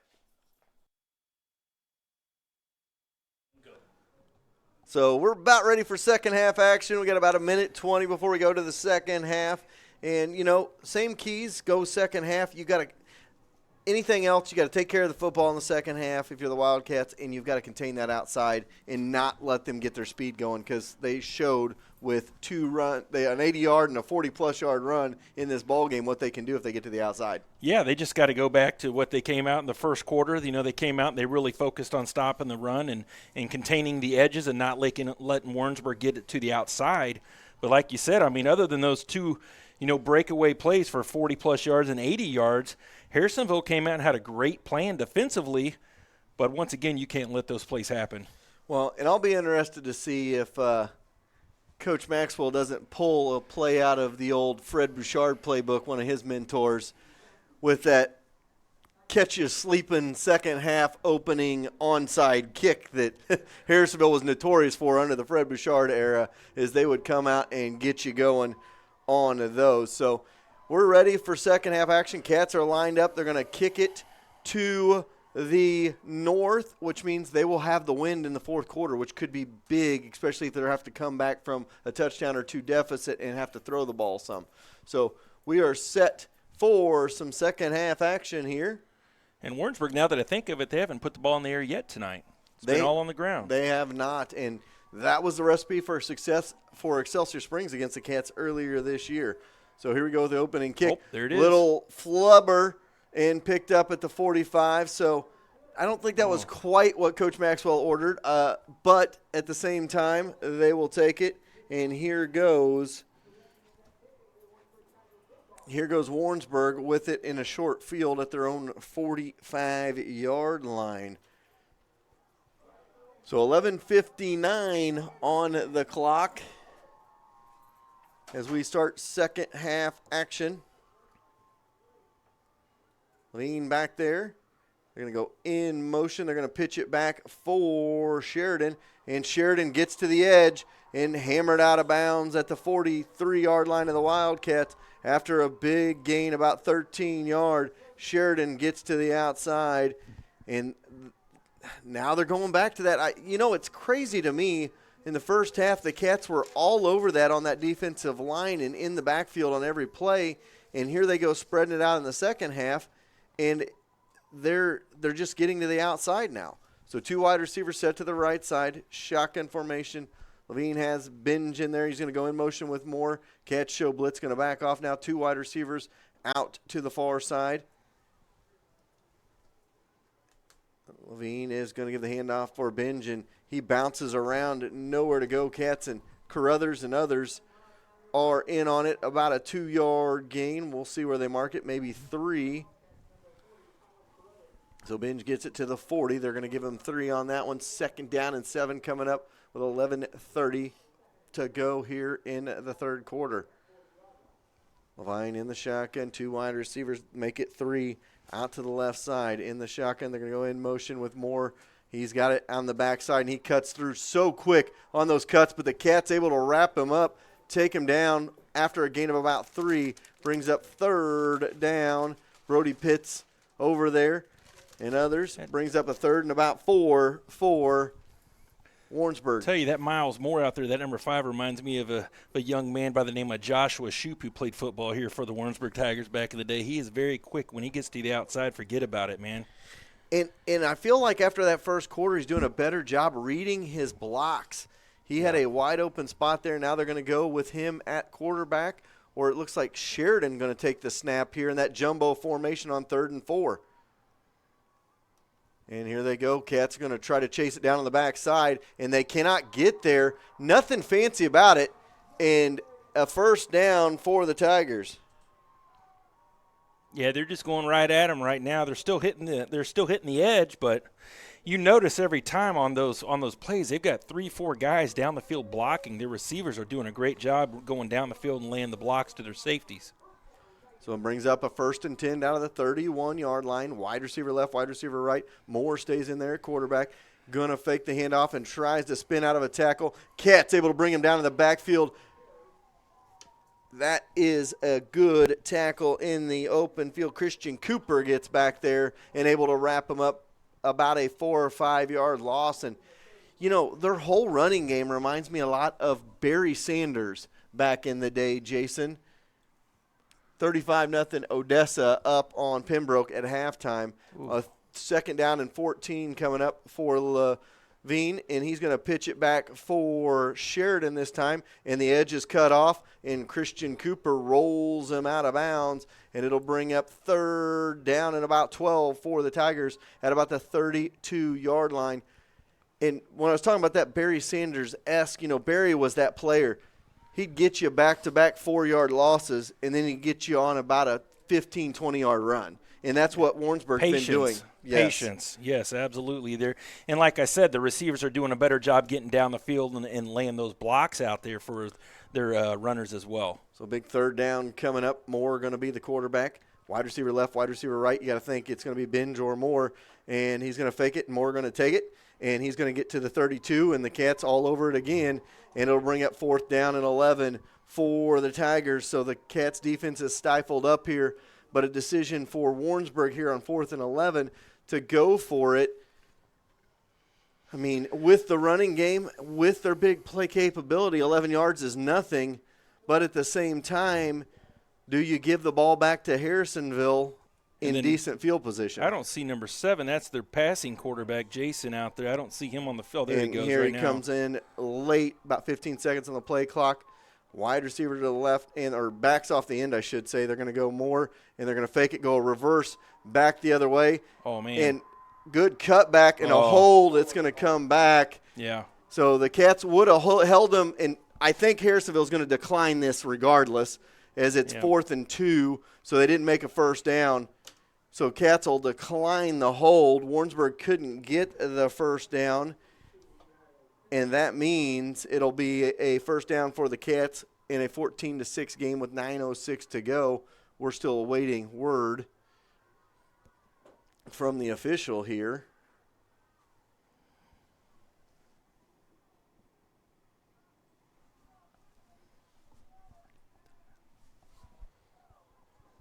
So here we go, 1st and 10 for the Cats. You know, anybody that ever wants to listen, maybe in their car, they can always listen. Just go to YouTube on your phone. You got a smartphone, pull it up. You can listen instead of watch. Just turn the phone over so you don't try watching as you're driving. Yeah, or watch and listen at the same time while driving to Columbia. 1st and 10. River Riley waiting for an official call from the official, and River's like, can we go ahead and get this going? It's a little bit chilly out here as he's dancing around. Ball on the 23-yard line, their own 23 I formation. Reynolds and Pesic in the backfield. They're going to hand off for Reynolds, and Reynolds squirts through that first line, going to get to about the 25, going to get a gain of 2, going to bring up 2nd down and 8 with about 8:55 to go. And, you know, you just feel like Harrisonville's running game, they're getting good holes at the initial contact. You just feel like they're about close to busting a big gain too. Yeah, absolutely. Warrensburg's second level, though, has done a good job here so far in the second half of getting there and stopping the runner. But there was a hole there, then all of a sudden it closed up pretty quick there. 8:35 to go here, third quarter. Cats trail 14-6. Going to go 2 wide receiver set right side, Knowles and Percival. Back off the end is Pesic, and lone back in the backfield is Reynolds. They're going to pitch it back to Reynolds. Ooh. Reynolds cuts back at the 20 and dives forward for a loss of about 4, and it brings up 3rd down and 12. And I understand the process of that pitch, that long pitch play, because you try to open up some holes in the middle of that line. But at the same time, that's just been one that's not been there for the Cats tonight. It's lost them yardage each time they've ran it. And the thing is, Warrensburg has all that team speed out there. You're not going to be able to run those sweeps like that against Warrensburg. What you're doing is you're letting their defense get to the ball a lot quicker, opposed to running it up the middle and gashing them like they've done here in the first half. So 3rd down and 12 for the Cats from their own 21. Fake. They hand off. They go Percival over the middle, and behind him, incomplete. And it brings up 4th down, and the Cats are going to have to punt it away. So not a good opening series of the second half. Complete opposite of what we saw the first series of the first half for the Wildcats. The thing is, the pass was there. I mean, the receiver was wide open. He just didn't hit his man. So it was there for sure. So a 4th down coming up for the Cats, and Knowles from his own 5 going to have to punt it away to the speedy Sheridan. Kind of angle this punt and get it down. And it looks like it might have been tipped again, but a good roll for the Cats, going to roll towards midfield. And Warrensburg, though, going to have great field position about midfield with 7:29 to go in the third quarter in what's been a fast-moving fast-moving ball game, I should say. I mean, both teams are running the ball. I mean, like we talked about, Harrisonville has passed it, a few times, and they did complete the majority of the passes there in the first half, but he struggled to hit his receivers there in the second quarter and now into the third quarter here. Good field position for the Warrensburg Tigers, though, on the 35-yard line. Driving in, that Harrisonville defense has definitely got to tighten it up right here. So was it touched by the Cats all the way down there? Because that's not where the ball was originally marked. I didn't see a penalty, see what was happening there. They're going to fake the pitch and go inside handoff for Moore, and he's off to the races, and he's into the end zone 4-6. And the Warrensburg Tigers up 20-6, and the Cats in the danger zone now, down by 2 scores with 7:20 to go here in the third. Wow. That was a neat play. That counter run there, and Harrisonville's defense was on the wrong side of the field. He just had one guy to beat down the field when he got around the corner there, and he was gone, man. That's one of the things we talked about before the game is they don't do a whole lot of fancy things as there's a bad snap, but they get the kick up and through for a 21-6 lead. 7:20 to go in the third. Cats down 2 scores. We'll be right back. What's the number one thing you want when it comes to a Mexican restaurant? Chips and salsa, of course. So if you want the best chips and salsa plus many more options, Best Burrito is your place. As the name states, get one of the best and biggest burritos as well. So next time you have a craving for great Mexican food, go to Harrisonville's best Mexican restaurant, the Best Burrito. All right, 7:20 to go third quarter. It's gut check time for the Cats, down by 15, 21-6 our score. Got to find some offense here. And, I'll tell you where the tide has really turned, where the tide turned in this ball game. That's when Kennedy Atkinson went out of the ball game. They didn't have to put that maybe second speedy guy out there on the outside to cover Kennedy. And, he was kind of a vocal leader out there. You could see him after that first touchdown, jumping on the sidelines, getting his guys fired up. So the Cats got to find something deep down here, down 2 scores. You cannot go 3 and out here if you want any shot late in this game. No, and you could just feel the momentum. You could hear the crowd getting into it now with Warrensburg jumping up by 2 scores. So this is a crucial drive for Harrisonville for sure right here.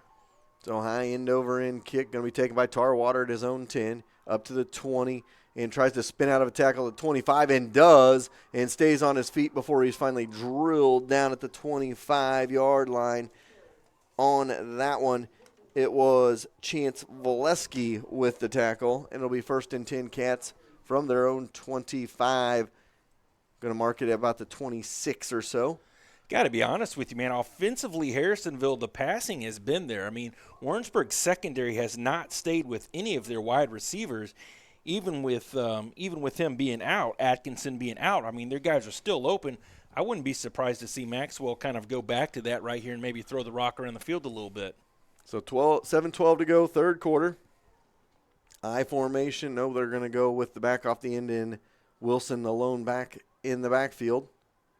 And they're going to fake the counter and then go with Wilson. Wilson cuts through the first contact, gets a couple, and since that first drive, that's all the Cats have had on those handoffs. It seems like a couple of yards here and there. And it brings up a 2nd down and 8.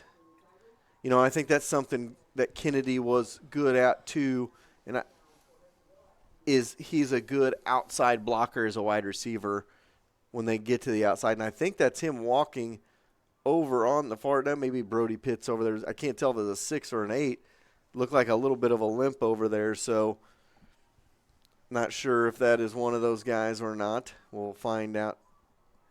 2 wide receivers set to the right side. And I don't think Colby Knowles is 100% either out there. And they throw it back door, almost intercepted, and that was just not a good pass. Not sure where Wright River was going with that one. He threw it behind in a high to Colby Knowles, and it brings up a 3rd down. And if you see Colby coming back to he's not 100% out there. You can tell he's maybe about 70% right now, and that's what's hurting him. They're not able to stretch the field. So it brings up a key 3rd down in this one, 3rd and about 8 for the Cats. Riley gets his play from the sideline, going to bring it in to the huddle here. And it doesn't help that they're playing on the frozen tundra out there on the UCM Mighty Mules football field. Not like running on a normal day where it may be a little bit of give. It is hard as a rock. And Riley going to throw it up for grabs. Atkinson comes down with it. Maybe that's the spark the Cats needed. Colby Knowles with the catch up to the 45-yard line. Just went up and grabbed it. And it moves the chains up to the 45-yard line for the Wildcats. Jaden Wilson checks out, and Jace Reynolds checks in. Something I would maybe look at, too, in this situation is maybe moving Jace Reynolds out to a slot back or a wide receiver with his speed and putting Reynolds. That's a Troby's Maytag Home Appliance Center 1st down. Think Troby's first when you think home appliances. 2 wide receivers set to the left side. I formation in the backfield on 1st and 10. Riley looking to throw. He throws it out in the flats for Reynolds. And Reynolds cuts back to the 50. Outside. Can't get past the last defender in his way. Zach Reed going to be close. About a 7-yard gain, though, for the Cats. Brings up 2nd and going to mark it 8-yard gain, So going to bring up 2nd and 2. Cats into Warrensburg territory down to the 47-yard line of the Tigers. He had nice touch on that ball. That was a good ball right there. Good throw right over the defender. Here we go on 2nd down. Inside handoff for Reynolds, and Reynolds finds a hole, and he just carries a defender with him another 5 or 6 yards, and that'll be a 10-yard gain all the way down to the 37-yard line for Jace Reynolds. And you know, that pass is opening up the run game. And that's a Troby's Maytag Home Appliance Center first down. Think Troby's first when you think home appliances. What a run right there. I mean, he was carrying Tigers about 5 yards down the field for that first down right there. So here we go on 1st and 10 down to the 37. Riley inside handoff again for Reynolds, and Reynolds gets down to the 35. Another couple of yards brings up 2nd down and 8. You got to feel like the Cats are probably approaching 4-down territory here where they're at on the field at the 35 of Warrensburg. Yeah, Reynolds is going off to the sideline. They're bringing Jaden back on at running back, it looks like. So weaving them in, weaving them out. And Jaden, a good athlete as well. He's around 6'6'1". He'd be a good one to put out there as a wide receiver as well. Wide receiver left, wide receiver to the right. Inside handoff for Pesic, and nowhere to go. Is busting through there was Carnes. He read that one right away, and that brings up a 3rd down and 9 for the Wildcats. But, again, we talked about it, probably 4-down territory where you're at on the field. They thought, let's see if we can get away with one here. And if they do, you get 7-8 yards on a little inside handoff to your fullback, you'll take it. Instead, it's 3rd and 9. You got 2 downs to work with here with 3:45 to go in the 3rd, down by 2 scores. So Percival will be flanked out. Right side, left side is Knowles. I formation for the Cats. Riley looking to throw. He's got his man. He's going to chuck it deep, and he's got wide open. Knowles.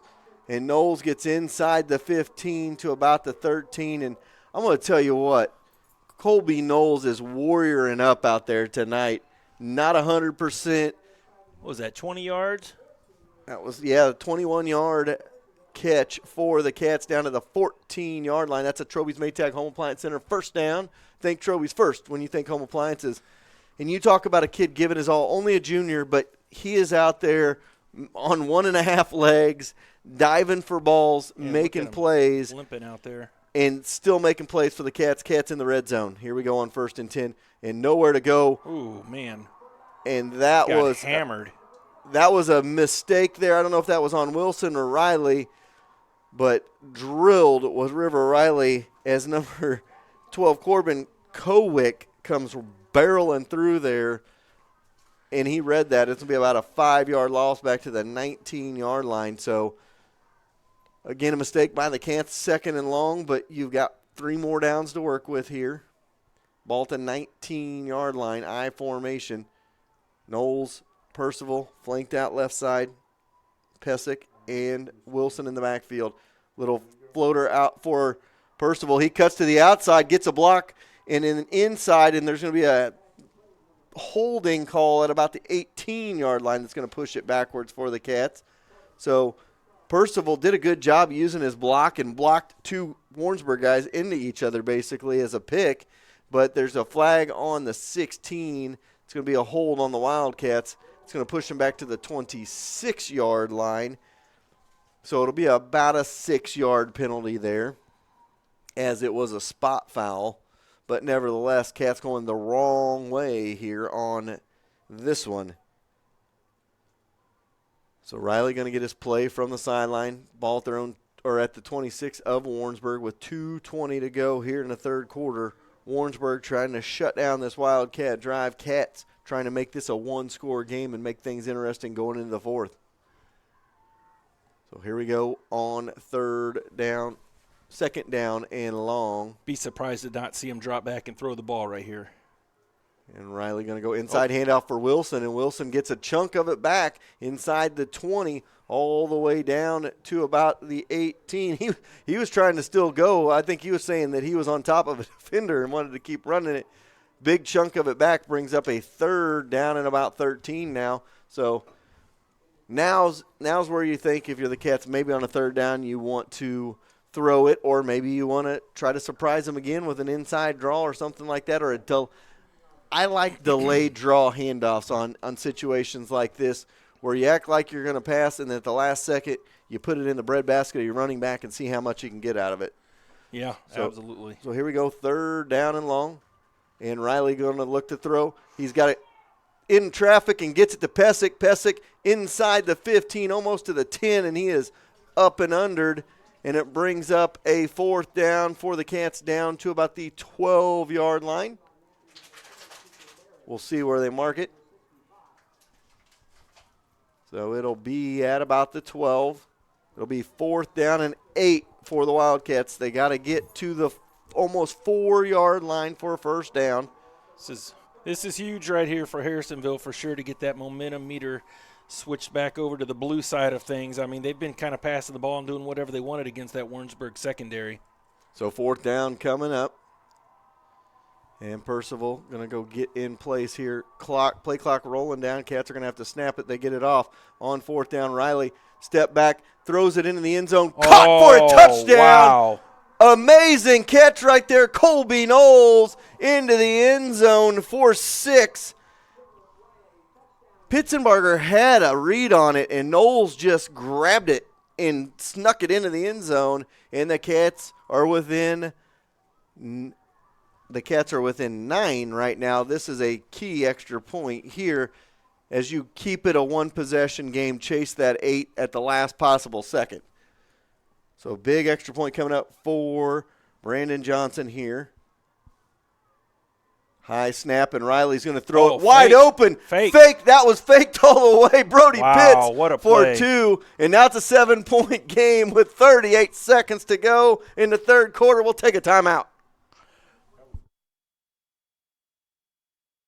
Looking for an amazing evening with a special someone or a group of your closest friends? Then call the Cider House and get your tickets for their last farm-to-table dinner of the 2018 season, which is this Saturday, November 10th. Enjoy a 5-course meal prepared by a professional chef where the menu is sourced from local growers and producers. The Cider House is located on Highway 7, just 6 miles east of I-49 at The Farm.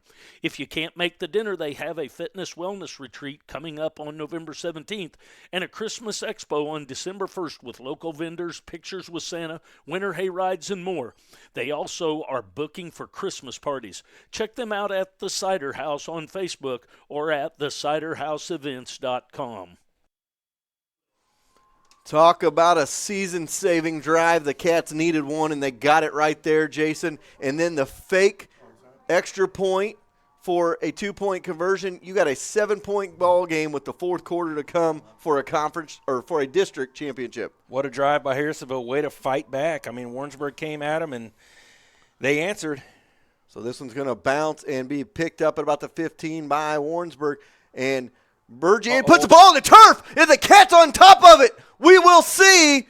This could be huge. Harrisonville sideline saying it's their ball. We will see. There's a fight for it down there. Oh. No, Warrensburg maintains possession. Talk about dodging a bullet. Huge bullet dodged by the Warrensburg Tigers with 27 seconds to go in the third quarter. Talk about momentum shifter. Could have been going the other way. Nevertheless, it'll be Warrensburg ball. And this is where Warrensburg has, for the most part, besides that 180-yard run, struggled, is deep in their own territory. And it looks like it's going to be Levine in the backfield with his running back, Binge, back there. And he's going to hand off to Binge, and Binge goes right up the middle. Nothing fancy there. Going to try to cut it to the outside, stays on his feet, and finally wrapped up at about the 45-yard line with about 18 seconds to go here in the third quarter. So a big hole in the middle, and he may have just ran himself into a tackle there. If he would have just kept going up the middle, I think he could have took that for 6. Yeah, he's quick. So that'll be the end of 3, and with 3 quarters in the books, we got a 7-point game as we go to the 4th. We'll be back. Mike and Natalie Johnson take pride in giving back to the community. If you need help on a remodel or a project at your house, They are there to help, but they love to give back with various projects because they call this community home. From the Savannah Nash Memorial in front of the high school to redoing the high school baseball and softball fields or organizing a trip to Houston to help out hurricane victims, Mike and Natalie make sure that Excalibur pays it forward and helps Harrisonville continue to be a great place to live. All right, Warrensburg's got a 1st and 10 from their own 45-yard line as we go to fourth quarter action, a 21-14 football game. Cats desperate in need of a stop here.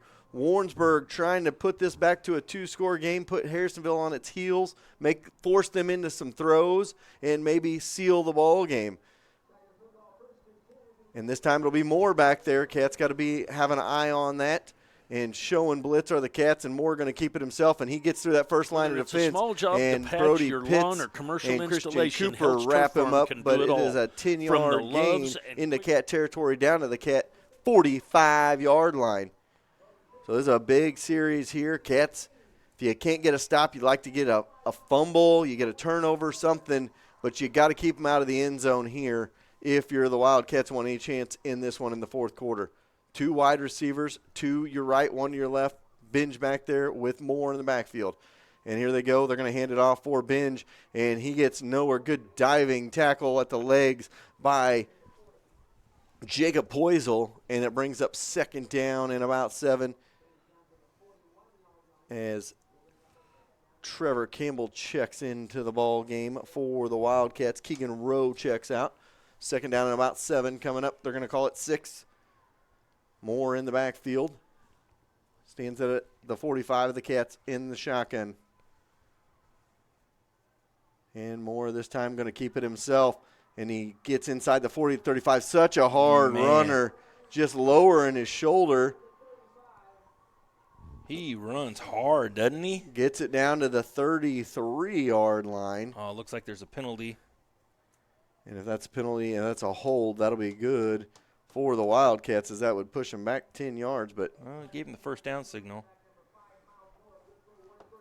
So I don't see, I guess there wasn't a penalty. So ball down to the 33-yard line. Timeout called by the Wildcats. I get the timeout there. You want to get your guys like, look, they haven't scored yet. We calm your guys down. But at the same time, you don't want to waste your timeouts too early in this one. Maryville, Savannah tied at 6 apiece in that ball game. And, of course, Odessa all over. Smithville up 13-7 on Platte County. And this is a 21-14 ball game in the Class 4 playoffs. Cass Midway down 13-0 to Lincoln. Adrian up 27-0 over Liberal in Class 1 action in the good old Cass County for local listeners. So it's a 1st and 10 here with 10:56 to go. Another score I saw, 30-0. Staley was up on North Kansas City, a team that North Kansas City with Price, that running back with 3,000 yards. But what time of year is it, man? What does Staley do this time of year? And Phil Light, he's got it rolling up there. Took over for Coach Bouchard, and he still has it rolling. They're going to go backside handoff, couple of yards down to the 30. Going to bring up 2nd and 6 as Binge takes it to the near side here. Clock will roll. And, Phil Light took over, got a state championship last year, their 2nd state championship. And it's still 30-0. Fort Osage up 14-7 on surprising Belton. You talk about another team with a low seed going into playoffs. Belton, like the Wildcats, a low seed and is making some noise in the playoffs and only down by 7. Another handoff. No, Moore keeps it himself inside the 20. Taken down at about the 17-yard line when the whistle blows. They're going to mark him at the 18. And into the red zone goes the Warrensburg Tigers with 10-12 to go here in the fourth quarter, and the Cats down 7 in desperate need of a stop. And we've seen things spin on a dime. Cats were dominating early, 6-0, had the ball, had to punt it, and Warrensburg with an 80-yard touchdown run spun the momentum. And they're going to call a flag on Christian Cooper there on the far side. He went across into the neutral zone.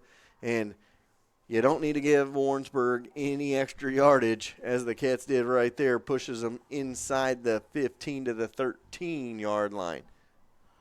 No, Moore and Binge has pretty much gashed that defense this whole drive, doing whatever they wanted to. Moore is explosive runner. And once he's very patient to find the hole, and then he just burst right through it. And you got to account for both of those running backs back there. So here goes Moore to the outside, inside the 15, 10, 5, touchdown. And it's a 2-score game again with 9:47 to go here in this one. And, this is the situation now you start thinking about if you're the Wildcats, the way the Warrensburg offense is going, you score here, then you're looking to onside kick it, even if there's 6 minutes to go in the game, because then you got a chance to get a nice drive together and not leave them enough time, and you just go to overtime and take your chances. Yeah, the Harrisonville defense has had zero answers for that tandem running the ball for Warrensburg here in the second half. Big extra point coming up as we've seen. The Cats had to chase points earlier. High snap, kick is up, kick is good. Just does get it through there. Makes it 28-14 with 9:47 to go here in the fourth. We'll be back. Whether it's a small job to patch your lawn or commercial installation, Heltz Turf Farm can do it all. From the Loves and Quick Trip to the Lady Wildcat softball field, Heltz will have you seeing green with their fescue and bluegrass sod. Sean and Michelle also love to support Harrisonville schools, the Wildcats, and field their own national touring micro sprint car team driven by Slater Helt. Give Heltz a call today at 816-540-2020. All right, welcome back. As expected, Bishop Miege all over Lewisburg, 41-7. Blue Springs up 22-13 on Columbia Rock Bridge in a close game. Blue Valley North up 28-7 on undefeated Gardner Edgerton. 28-12 Summit Christian over Holden. 27-0 Adrian over Liberal. 13-0 Lincoln over Cass Midway. So that's looking like a Lincoln versus Adrian game next week as we roll through some other scores. 37-0 now, Staley over North Kansas City. Aquinas up 20-0 over Mill Valley. As we roll through some scores here, we get ready for the kickoff, and here it comes. And a little squib kick up the middle, and that one bounces off but right to Knowles. And Knowles going to get to the outside to the 30, to the 40, and out of bounds at about the 50-yard line. And Colby, man, I'll tell you what. You talk about a kid, heart and soul on a football field. It's been Colby Knowles tonight. He took another shot, about 70% as he's running that one, bounces over to the sideline, and he's going to take a break over there right now. And those are the type of kids you want on your football team, Jason, is they're a little bit hurt, banged up, but they're playing their heart out. And I love the way his play has been tonight. He's just been awesome out there fighting through it.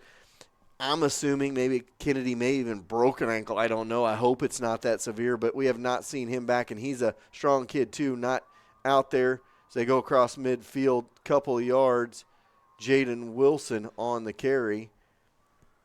Brings up 2nd down and 8. So, definitely don't want to speculate what has happened to Kennedy, but he went down and was not putting any pressure on his leg at all. So hope it's not too severe. Knowles going to be flanked out to the far side, along with Percival. I formation, Pesic and Wilson in the backfield on 2nd down. They're going to hand it to Wilson, and he gets past the 45 down to about the 43-yard line. Going to bring up 3rd down and short for the Cats.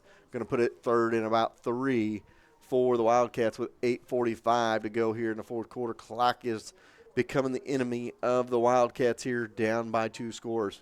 The way Knowles is playing out there, limping all over the field, I think he's just doing that to play with the Warrensburgs with their defense, because he's been out there killing those guys. But you could tell his left ankle or something there. He's just waiting to break off a long run right here, or a long pass over the top, and looking to throw it is to Percival. He's got the 1st down inside the 40 to 39, cut down on the far sideline. Pitzenbarger with the tackle. and upends them, and it's a first down to the 39 as the Cats move the ball. 8:14 to go. And, no matter what happens the rest of the game for the Wildcats, they come back, tie it up, maybe get a win, or they don't get a win. This last 3 games has been great for them because they're playing with house money. Nobody expected them to be here, and they're getting 3-4 games in with a sophomore quarterback that's valuable experience starting next year. And that ball goes right up the middle. Another handoff inside the 40-35. That was a Trowey's Maytag Home Appliance Center first down before that. And Platte County answers back and leads 14-13 over Smithville. Rockhurst and Lee Summit North tied at 3 going in the fourth quarter. Penny is beating Marceline 25-20 as we roll through scores here. The score here, the important score in front of us, 7:35 to go. Clock rolling, 28-14. Cats are down in this one. Second and about 7 coming up for the Cats. And a handoff for Wilson. And Wilson into the secondary first down run. Down to the 25. Clock will stop as the Cats get set for a play here. And that is a Trowey's Maytag Home Appliance Center first down. Think Trowey's first. When you think home appliances, Cats in the red zone, or not quite to the red zone, down to the Warrensburg 25-yard line. Yeah, Wilson's looked good this drive. He's gashing them for, 6, 7, 8 yards a carry. This is where that long first quarter and a half could be coming back to bite Warrensburg with their defense have been on the field so long. Another handoff, good patience there, but a good tackle by Warrensburg. I believe, again, that was Carnes in there able to pull him down after a gain of a yard after it looked like he was going to get 6 or 7 out of that, if not more. And another run by Jaden Wilson makes it second down and 9 with 6:40 to go here in the ball game. So 28-14, Cats down 2 scores, trying to get in the end zone and make it a one-score game again and see if their defense can get one last hold. And now Wilson right up the middle inside the 20 to about the 19-yard line. We'll bring up third down and about 4, and the Cats be happy with that. You're in 4-down territory. You're down 2 scores. You're approaching 6 minutes to go in the game. Get a couple of yards here, a couple of yards there. You'll take it, but at some point you got to be careful because time becomes an issue for you.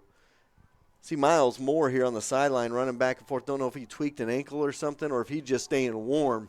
He's running sprints from the 50 down to about the 20. Here we go on third down. Another handoff, Wilson, and he gets a first down to the 14. That'll stop the clock, move the chains with another Trowey's Maytag Home Appliance Center first down. Think Trowey's first when you think home appliances. I feel sorry for Class 4 schools on the Kansas side of things. They have great years. Lewisburg's been undefeated all year.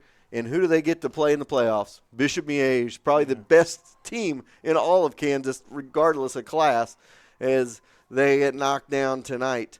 Here we go on 1st and 10. Again, Wilson, he tries to get to the outside. He squirts into the end zone for 6.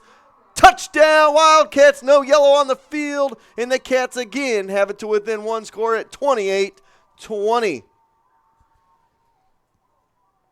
You know what? I almost go the exact same play you just ran the last time because you get to a situation you're probably going to want to go for 2 anyway. If you could sneak a 2-pointer in here and you make it a 6-point game, all you got to do is kick an extra point for the win. But I think outside the box a little bit. You kicked the PAT. High snap. Kick is up. Kick is good. And the Cats trail 28-21 on the extra point. Brought to you by our friends at Forged by Fire. They are the extra menu options for the whole family. Forged by Fire. We'll be right back. It's always a good idea at the time to have a birthday party at your house. Then the party happens. You're too crammed, the mess after you're done, not able to visit with someone because you can't get to that person and chat. Well, next time you have a gathering to plan, whether it's a birthday party, anniversary, bridal or baby shower, graduation party, holiday party, give Sonia at the Dickey Cottage a call. Large area to sit, eat, and visit, space to lay out all the food, and a big living room area for the guys to watch sports. Take the work out of the party, relax, and finally enjoy your party at The Dickey Cottage, the venue place. All right, decision time for the Wildcats here as they set to kick it off. It's one-score game, 5:28 to go. There's a lot of things going on here. Cats have shown they haven't been able to slow down Warrensburg since the first quarter. So do you onside kick it or do you kick it deep and take your chances? We'll see. And the Cats are going to do a little position kick back to about the 20, and Moore's going to have it to the 25-30. And that's the last thing you needed. He is off to the races, and all that work is erased. Wow. And he was the only man back deep. Warrensburg had their hands units up. He was their one sole deep man, and he found a little seam and took it to the house. Wow. What a run. Now you're definitely in. You got to score an onside kick at territory because you got 5:16 to go, and you're still chasing 2. So we will see what happens the rest of this one. But the Cats, all that momentum, both times the Cats have had that and got it to one score, Warrensburg has been able to answer and squash the momentum. So here we go with the kick. It is up. It is good. And it is 35-21, 5:16 to go. We'll be right back. You have choices when it comes to apparel and promotional gear for your business. Don't sacrifice quality for choice.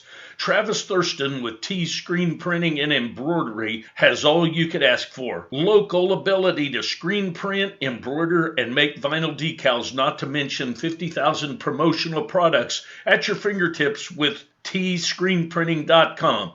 The next time your business or event needs apparel or a giveaway, stay local and turn to T Screen Printing and Embroidery, the pros who 4Ts trust to outfit them on Friday nights. All right, now here's the situation. 5:16 to go in this contest. Cats trail at 35-21. They worked their way back to within one score twice in this game. They're going to have to do it a third time and then take their chance with an onside kick and see what they can do here in the last 5:16. They've proven they can move it on Warrensburg, and they're going to have to do it here. Again, this is where that was great for Warrensburg, but again, that puts their defense right back out on the field after a long, sustained drive by the Wildcats. And that's the one thing that Harrisonville cannot do right here is have another long, methodical drive. They need a big play right here. And delay a game on Warrensburg, so they're going to go 5 yards back and re-kick it here again with 5:16 to go in the fourth quarter. The Morelands are watching back at home as well, and when I got excited about a possible fumble earlier, and I was like, I think the Cats may have it. Apparently, I maybe even woke Jason up. I don't know. He may have been snoozing off. Poor guy. I'm sure he'll be all right. So 5:16 to go, and we'll try it again from their own 35. Here comes the kick. And this one goes right down the middle and everybody. That was a bad one for the Cats, but picked up at the 10 for Tarwater, and there's a flag on the play. And back and forth Tarwater. He goes to the outside and gets pushed out about the 22. But this one will come 10 yards back. This will probably be Cats ball about their own 15. Not what you need when you're trying to chase points. If that's on the Cats, that's bad news. That should be a spot foul. Oh, he's pointing the other way, though. Well, if that is the case, that could be huge for the Cats, but you don't normally see. We'll see what they call here. Looks like Smithville just took the lead back over Platte County there, Shoopy. All righty. They're going to call a personal foul on the Cats. And that's not. From the 23, well, it won't be 15, so that'll take them back to about the 11. No, the 9. So I'm not sure. I didn't see what happened there. Blindside block, I would imagine, in a situation like that, or one of those crack blocks where a defender is a defenseless defender. So the Cats have it at their own 8-yard line. I didn't see anything over here, anybody get depleted, so who knows, but puts them inside the 10. So 3 wide receiver set for the Cats. Under center is River Riley. Wilson is in the backfield. They move it to the 11. I said the 11 originally, and they finally move it back to the 11 instead of the 9. So it'll be Cats ball at the 11. Wide receiver left, 2 to the right. Under center is Riley. He's looking to throw. He's just going to throw this one up for Tarwater. And he went up and caught it. No, incomplete. Looked like he caught it, and then Warrensburg wanted the interception. Instead, it's an incomplete pass. And that's not a pass I've seen River throw much since he's been the starter. He just kind of chucked it up there. He threw it up for grabs. He's lucky because that would have been game, set, match right there. So definitely not the time to be floating the ball up in the air like that. With 2 Warrensburg defenders right there. I will tell you this much. Whoever wins this game is going to have their hands full next Friday night with either Smithville or Platte County, as the Northland, as Jason has told me many times this year, is on a whole nother level of football this year. So here we go. Wide receiver to the left, 2 to the right. Lone back is Wilson on second down, and a whistle and a timeout called by the Wildcats, and it'll be Cats ball. After this, we'll take a quick timeout as well. 4:58 to go in this one. Cats clinging to the heartbeat. What is your time worth? Think about it the next time you head to the city to spend hours and days shopping for home appliances and to save a few dollars. Instead, drive across town and see Erlene and her staff that's right here for your convenience. You can be in or out in a short amount of time with amazing service, a great product, and they always treat you like family. Located behind Hawthorne Bank on Plaza Drive, so spend all your extra time you saved cheering on the Wildcats. And remember, think Troby's first when you think of home appliances. We'll reset it for you. 4:58 to go here in the ball game. Cats down 2 scores, 35-21. It's a second down and 10 from their own 11-yard line. Cats down to 1 last timeout left. Here comes Riley and company to the line of scrimmage on second down. And here we go. Cats looking to throw. And Riley gets it off down the field. Has his man Tarwater up to about the 43-yard line. He would have had a touchdown and he stayed on his feet. Nevertheless, the Cats move the chains for a first down up to the 42-yard line with 4:52 to go. Another underclassman for the Cats with the catch. Braden Tarwater, just a junior. Tell you what, Coach Meeks, Coach Maxwell, going to have a lot to talk about in an offseason about what you do with the players on your team next year. Under center they go, looking to throw, and again they throw it over the flats, overthrow Knowles, and he is hit again hard, and down he goes. Brings up 2nd and 10, but, I mean, you got a sophomore quarterback. You've had 2 juniors catch passes on this drive alone. You have a sophomore that got injured earlier in the ball game. You have 2 freshman running backs. You may just wide open shotgun. I mean, I say the future's bright for Harrisonville, but the future's usually always bright in Harrisonville, it seems. They just kind of reload every year. You know, even in a down year, just 4-7 this year, still made it to the district championship game, and this one's not over yet, folks. 4:40 to go, ball at the 42-yard line. Here we go. Riley throws it deep.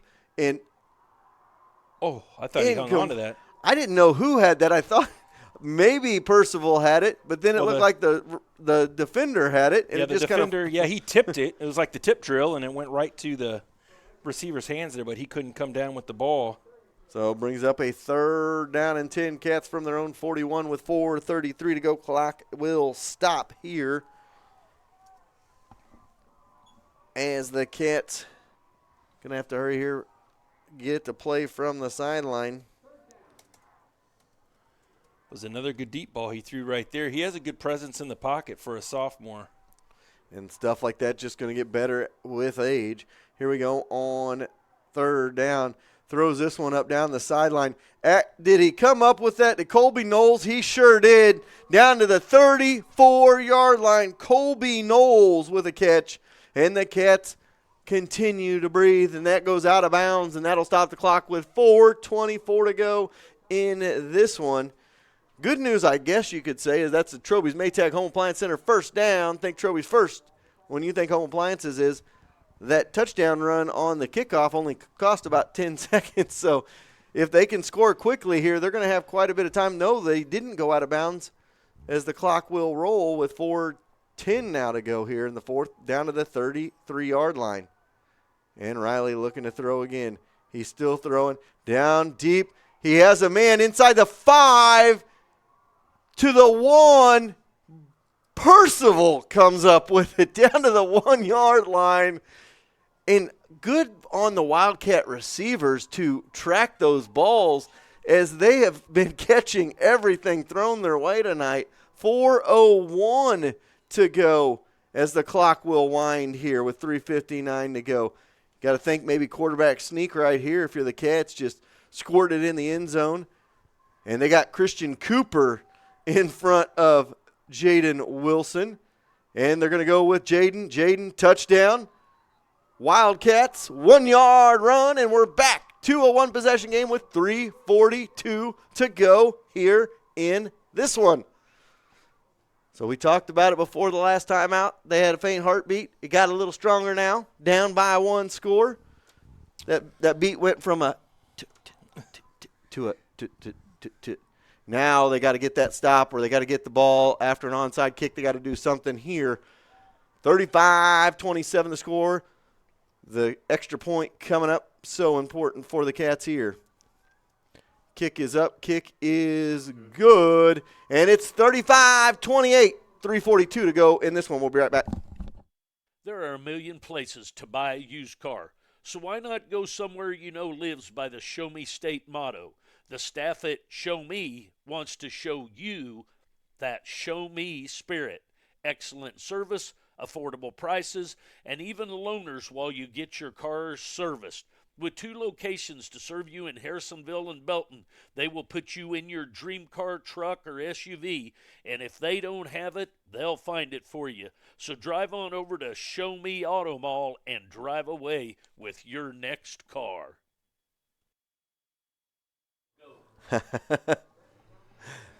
He never does. Sorry, we had a little we had a talk in the timeout. We'll what happens in the booth stays in the booth type of conversation we just had. Now decision time for the Cats as they're set to kick it off here. High end over and kick, a little floater, and that goes onto the turf. They're going to have to dive on it. Out of bounds it goes with a player down to about the 20-yard line. So Warrensburg going to be deep in their own territory here, and this is where you let it all hang out, Jason. Yeah, I mean, they're just going to come out and say, hey, can you stop us right here, which they haven't been able to do the last, 2.5 quarters. But let's see how it all ends up. I mean, what a game.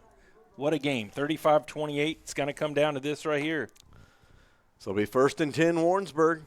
It'll be Moore at quarterback again. Has Benj in the backfield with him. 2 wide receivers, 2 to the right, 1 to the left, 3 to the right. And I'd venture to say that they're not going to be passing the ball at all. Almost get it out of his hands, but another first down. Runs it all the way up to the 34-yard line with 3:34 to go. Clock will stop, and a first down run like that really doesn't help Warrensburg. You'd like to get a couple of 2 or 3 yard runs and wind that clock. So, yeah, I hear what you're saying, but you still want to shift the field. I mean, yeah, you obviously want to try to pin them deep, but at the same time, and they're going to run it down the play clock here. Let's see how they manage that. That changes everything when you have to watch the clock and changes the timing. So 35-28 the score, 3:12 to go, and here goes Moore again. Gets to the outside, tackled at about the 42, able to stay in bounds. Smart play on his part with 3:02 to go. Gets about 7, brings up 2nd down and 3. And right here, this is the ball game. With 2:50 to go, the clock is rolling. Another first down. Harrisonville's running out of time, only 1 timeout left. You get another first down, they can pretty well salt this one away. And Maxwell's wishing he had those 2 timeouts right now, that's for sure. So 2nd down, and we're going to call it 2 here. Shotgun formation, Moore back there, and I don't think he's planning on giving the ball to anybody but himself. And he's going to fake the handoff and go right into the middle of the teeth of that and doesn't get anywhere. Maybe gets back to the line of scrimmage, brings up 3rd down and 2 with 2:20 to go. Cats will use their last timeout here. And this is the ball game, folks, with 2:20 to go in the contest. will reset things for you. 35 for the Warrensburg Tigers, 28 for your Harrisonville Wildcats. 2 minutes, 20 seconds to go. Warrensburg ball, their own 42-yard line. They need 2+ yards to get this first down and win a district title for the first time in eons for them. Jason, you'd have to go back and find out when the last time. It was been 14 years since they won a playoff game. I'd imagine that was probably the last time they won a district title. I'd say back when Jermaine Race and Darren Abner was quarterbacking here. I couldn't tell you if they won one between then and now, but it's been a while. Now you're looking at it for the Cats. You get a stop here on third down. You're going to get the ball back. If they punt, you would get the ball back with probably about a minute 25, minute 30 to go after the play clock is reset. So a lot riding on this one. They're going to go that jumbo formation. You know where it's going. I bring everybody to the other side and watch one guy on the backside for the kind of naked bootleg, so to speak. They've had it all night long on this near side. We'll see if they go with it. That's where they're going to go. Cats try to get it to the outside. They're not going to be able to get it. First down, and that's probably going to do it with 2:14 to go. I'm telling you, in a situation like that, they've run that exact same play 5 times tonight. I'm overloading my side here, and I'm keeping my fastest defender on the backside in case they want to try a bootleg off the backside and catch everybody napping and take your chances. They get the first down, and that'll move the chains. The clock will roll here, and that'll pretty much salt this one away. Moore back in there at quarterback at midfield. Going to keep it, go up the middle here, and get close to another first down to about the 42 of the Wildcats. They're marking them at the 43 with 1:41 to go. Tell you what, it's been a great football game tonight. Both teams throwing haymakers. Cats threw the haymaker first. Warrensburg able to bounce back, take the lead into halftime. A couple of haymakers for the Tigers in the third quarter. Cats have answered back every time. They got it within 7. They have given themselves a shot and just haven't been able to capitalize here. Carruthers reads that one, and it's still going to be another first down for the Tigers with 1:12 to go. And Warrensburg fans can start feeling it now with 1:12 to go. And I just saw, it looks like Platte County took the lead over Smithville 21-19 right now, so another great ball game there. I believe that one's still in the third. I'm not sure how deep they are into that game, but it's another good one there. So 1:06 to go as the clock will roll here, and Warrensburg going to be in victory formation here with 15 seconds on the play clock, under a minute to go in the ball game. That's any team's favorite position. And I'm going to tell you, folks, you need to go. You need to thank your coaches for Harrisonville for keeping this team together and getting these 3 games, because you're going to see the fruits of the labor they put in this last 3 weeks at the beginning of next season. You don't understand how important it was to get a sophomore quarterback in there with good varsity experience and high-pressure varsity experience, as his last 3 games have all been elimination games, and he was able to win 2 of them, and he put up a fight here tonight. They come up just short, but you want to see a team that made strides this year. This team got beat 49-0 on September 28th to the Warrensburg Tigers. They fall 35-28 here tonight and had a shot in the fourth quarter to get the ball game tied. Just couldn't come get the ball back. That shows you how much this coaching staff has done for this team from early in the season. Yeah, they came out swinging tonight. They have no reason to hang their heads for sure.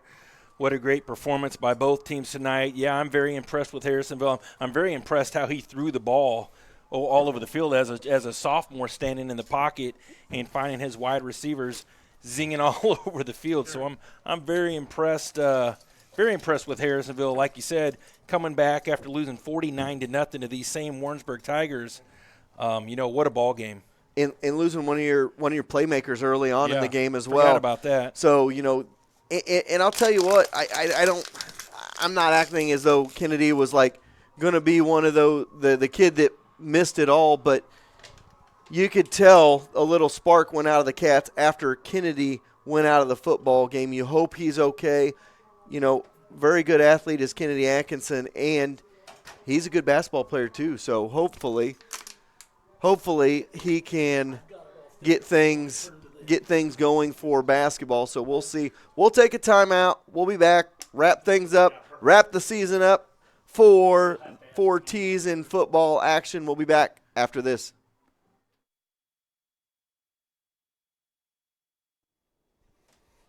When you live in a small town, you need someone you can trust to buy a used car from. Steve Holland with Holland Auto Sales is that guy. Selling cars in Harrisonville for 35 years gains you that trust. Used car dealers can come and go, but not Steve.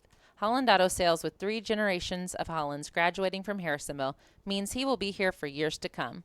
So go see the guy who the Grammer family trusts to buy from, Steve Holland with Holland Auto Sales on Commercial Street, just past Burger King.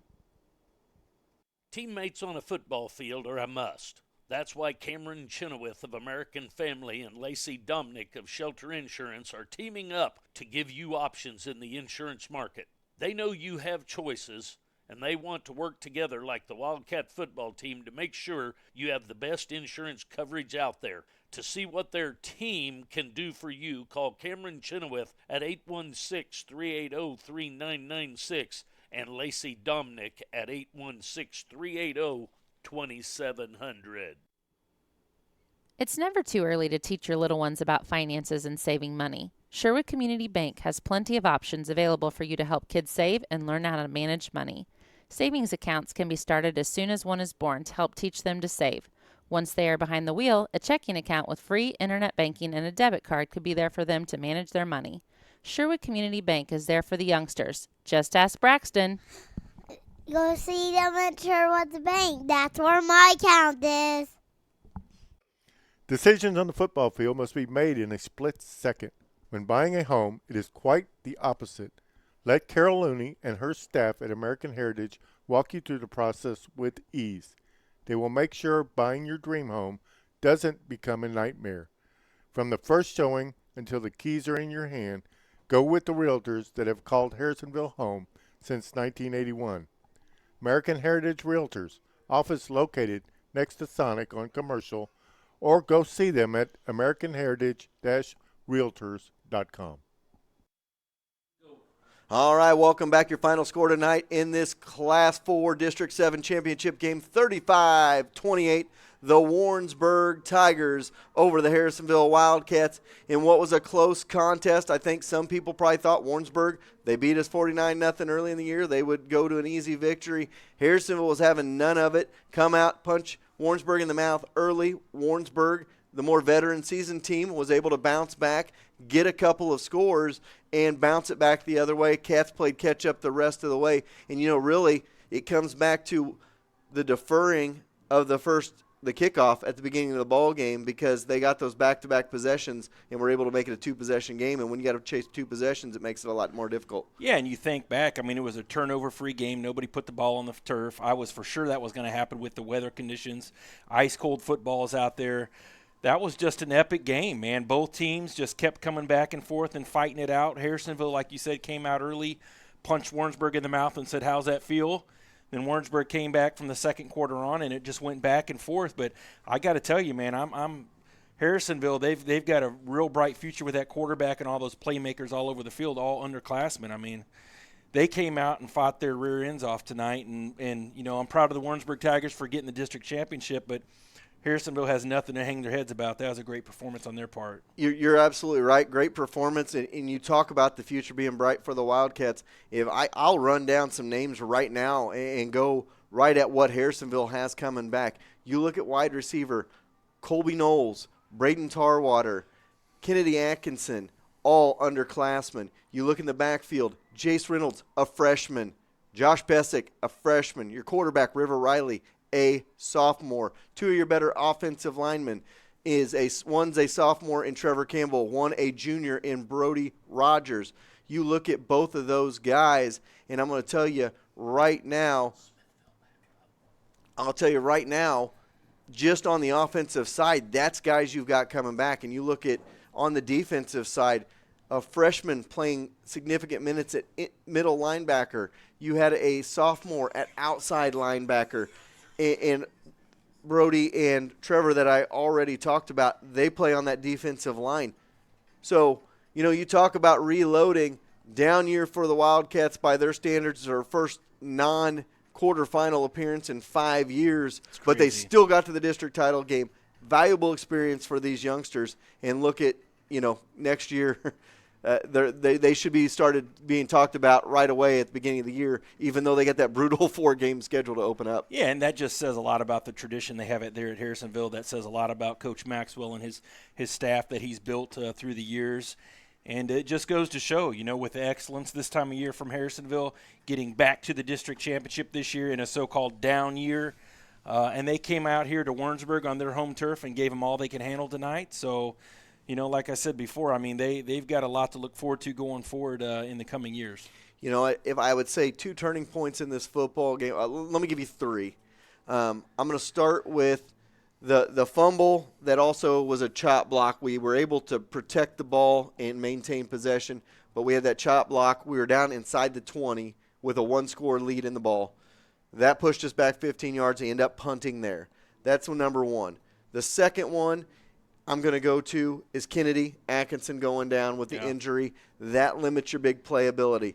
And you start with those 2 things right there, and not being able to get another score before the half would be my third one. Those are your 3 things. If you could have any one of those 3 things back, may have been a different thing. But bottom line, you got valuable experience. You were 2-7 going into districts. You got to the district championship game. A down year, brutal opening schedule, but you're set for next year. A lot of people forget these teams that year in, year out are in the playoffs. Their experience and one of the reasons they maintain success and excellence is because they're getting 3, 4, 5 more games than the other teams every year. And that's a month more practice. They've had 2 full weeks more practice than everybody else in the district. More than 48 teams basically in Class 4. You get those extra 3 games.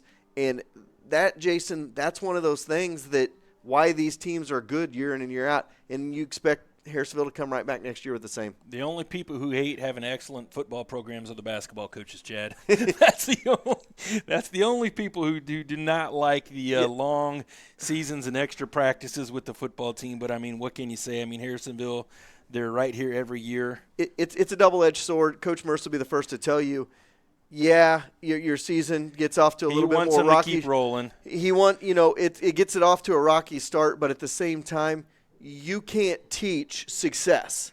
Like, it has to be earned. They earned it on the football field. That's going to translate into leadership on the basketball field or basketball court. We know what you mean. Yeah, Mercer will be one of the first to tell you that. And if there's any downfall of it, injuries, obviously Colby Knowles nicked up tonight. I got to tell you, what a stud. I'm impressed with him. He got banged up there right after Atkinson went down. He played hurt the entire night, made all those spectacular grabs out there. That kid's a stud, man. I'm real impressed with his toughness tonight. So with him and then Kennedy going down, you hope nothing too severe with Kennedy. Both probably going to be varsity basketball players. So you hope everybody gets healthy going forward, get everybody back after Christmas and start making a run basketball-wise. But it's been a fun season for me. We missed Gary tonight. Gary, if you listening now, we missed you tonight. I had to put this guy on the air. I was didn't really know what I was going to do, but I was like, all right, Jason, you can come on. Thanks, buddy. I appreciate it. But, Jason, you did a great job tonight as well. We've had fun all season long. 4Ts is done with football, but we got basketball coming up. We got at least a 10-game basketball schedule. Still looking for some more sponsors to add some more games, maybe some more girls' games as well, so that we can get a good schedule of basketball coming up. We will finalize a broadcast schedule here in the next month or so. When I get Gary, Jerry, Ron all together, we can sit down and see if a broadcast schedule will work for all of us and get everybody involved. So we've had fun with football. We thought it was going to be a short football season. These guys gave their all in their heart. Go talk to Coach Meeks, Coach Maxwell, Coach Schenker, and the rest of the coaching staff and tell them you were really proud of the way the kids fought through adversity early in the season and were able to get to a district title game. I'm telling you, mark of a good coaching staff is not to lose a team that's only won a couple of games all season long. Cats were able to do it this year, and this coaching staff deserves a lot of that credit. So I'm going to wrap things up for Jason Leary, for Ron back here behind the cameras, for Jerry running our operation. I'm Chad Grammer saying so long from the University of Central Missouri. We'll see you in basketball coming up here in about another month.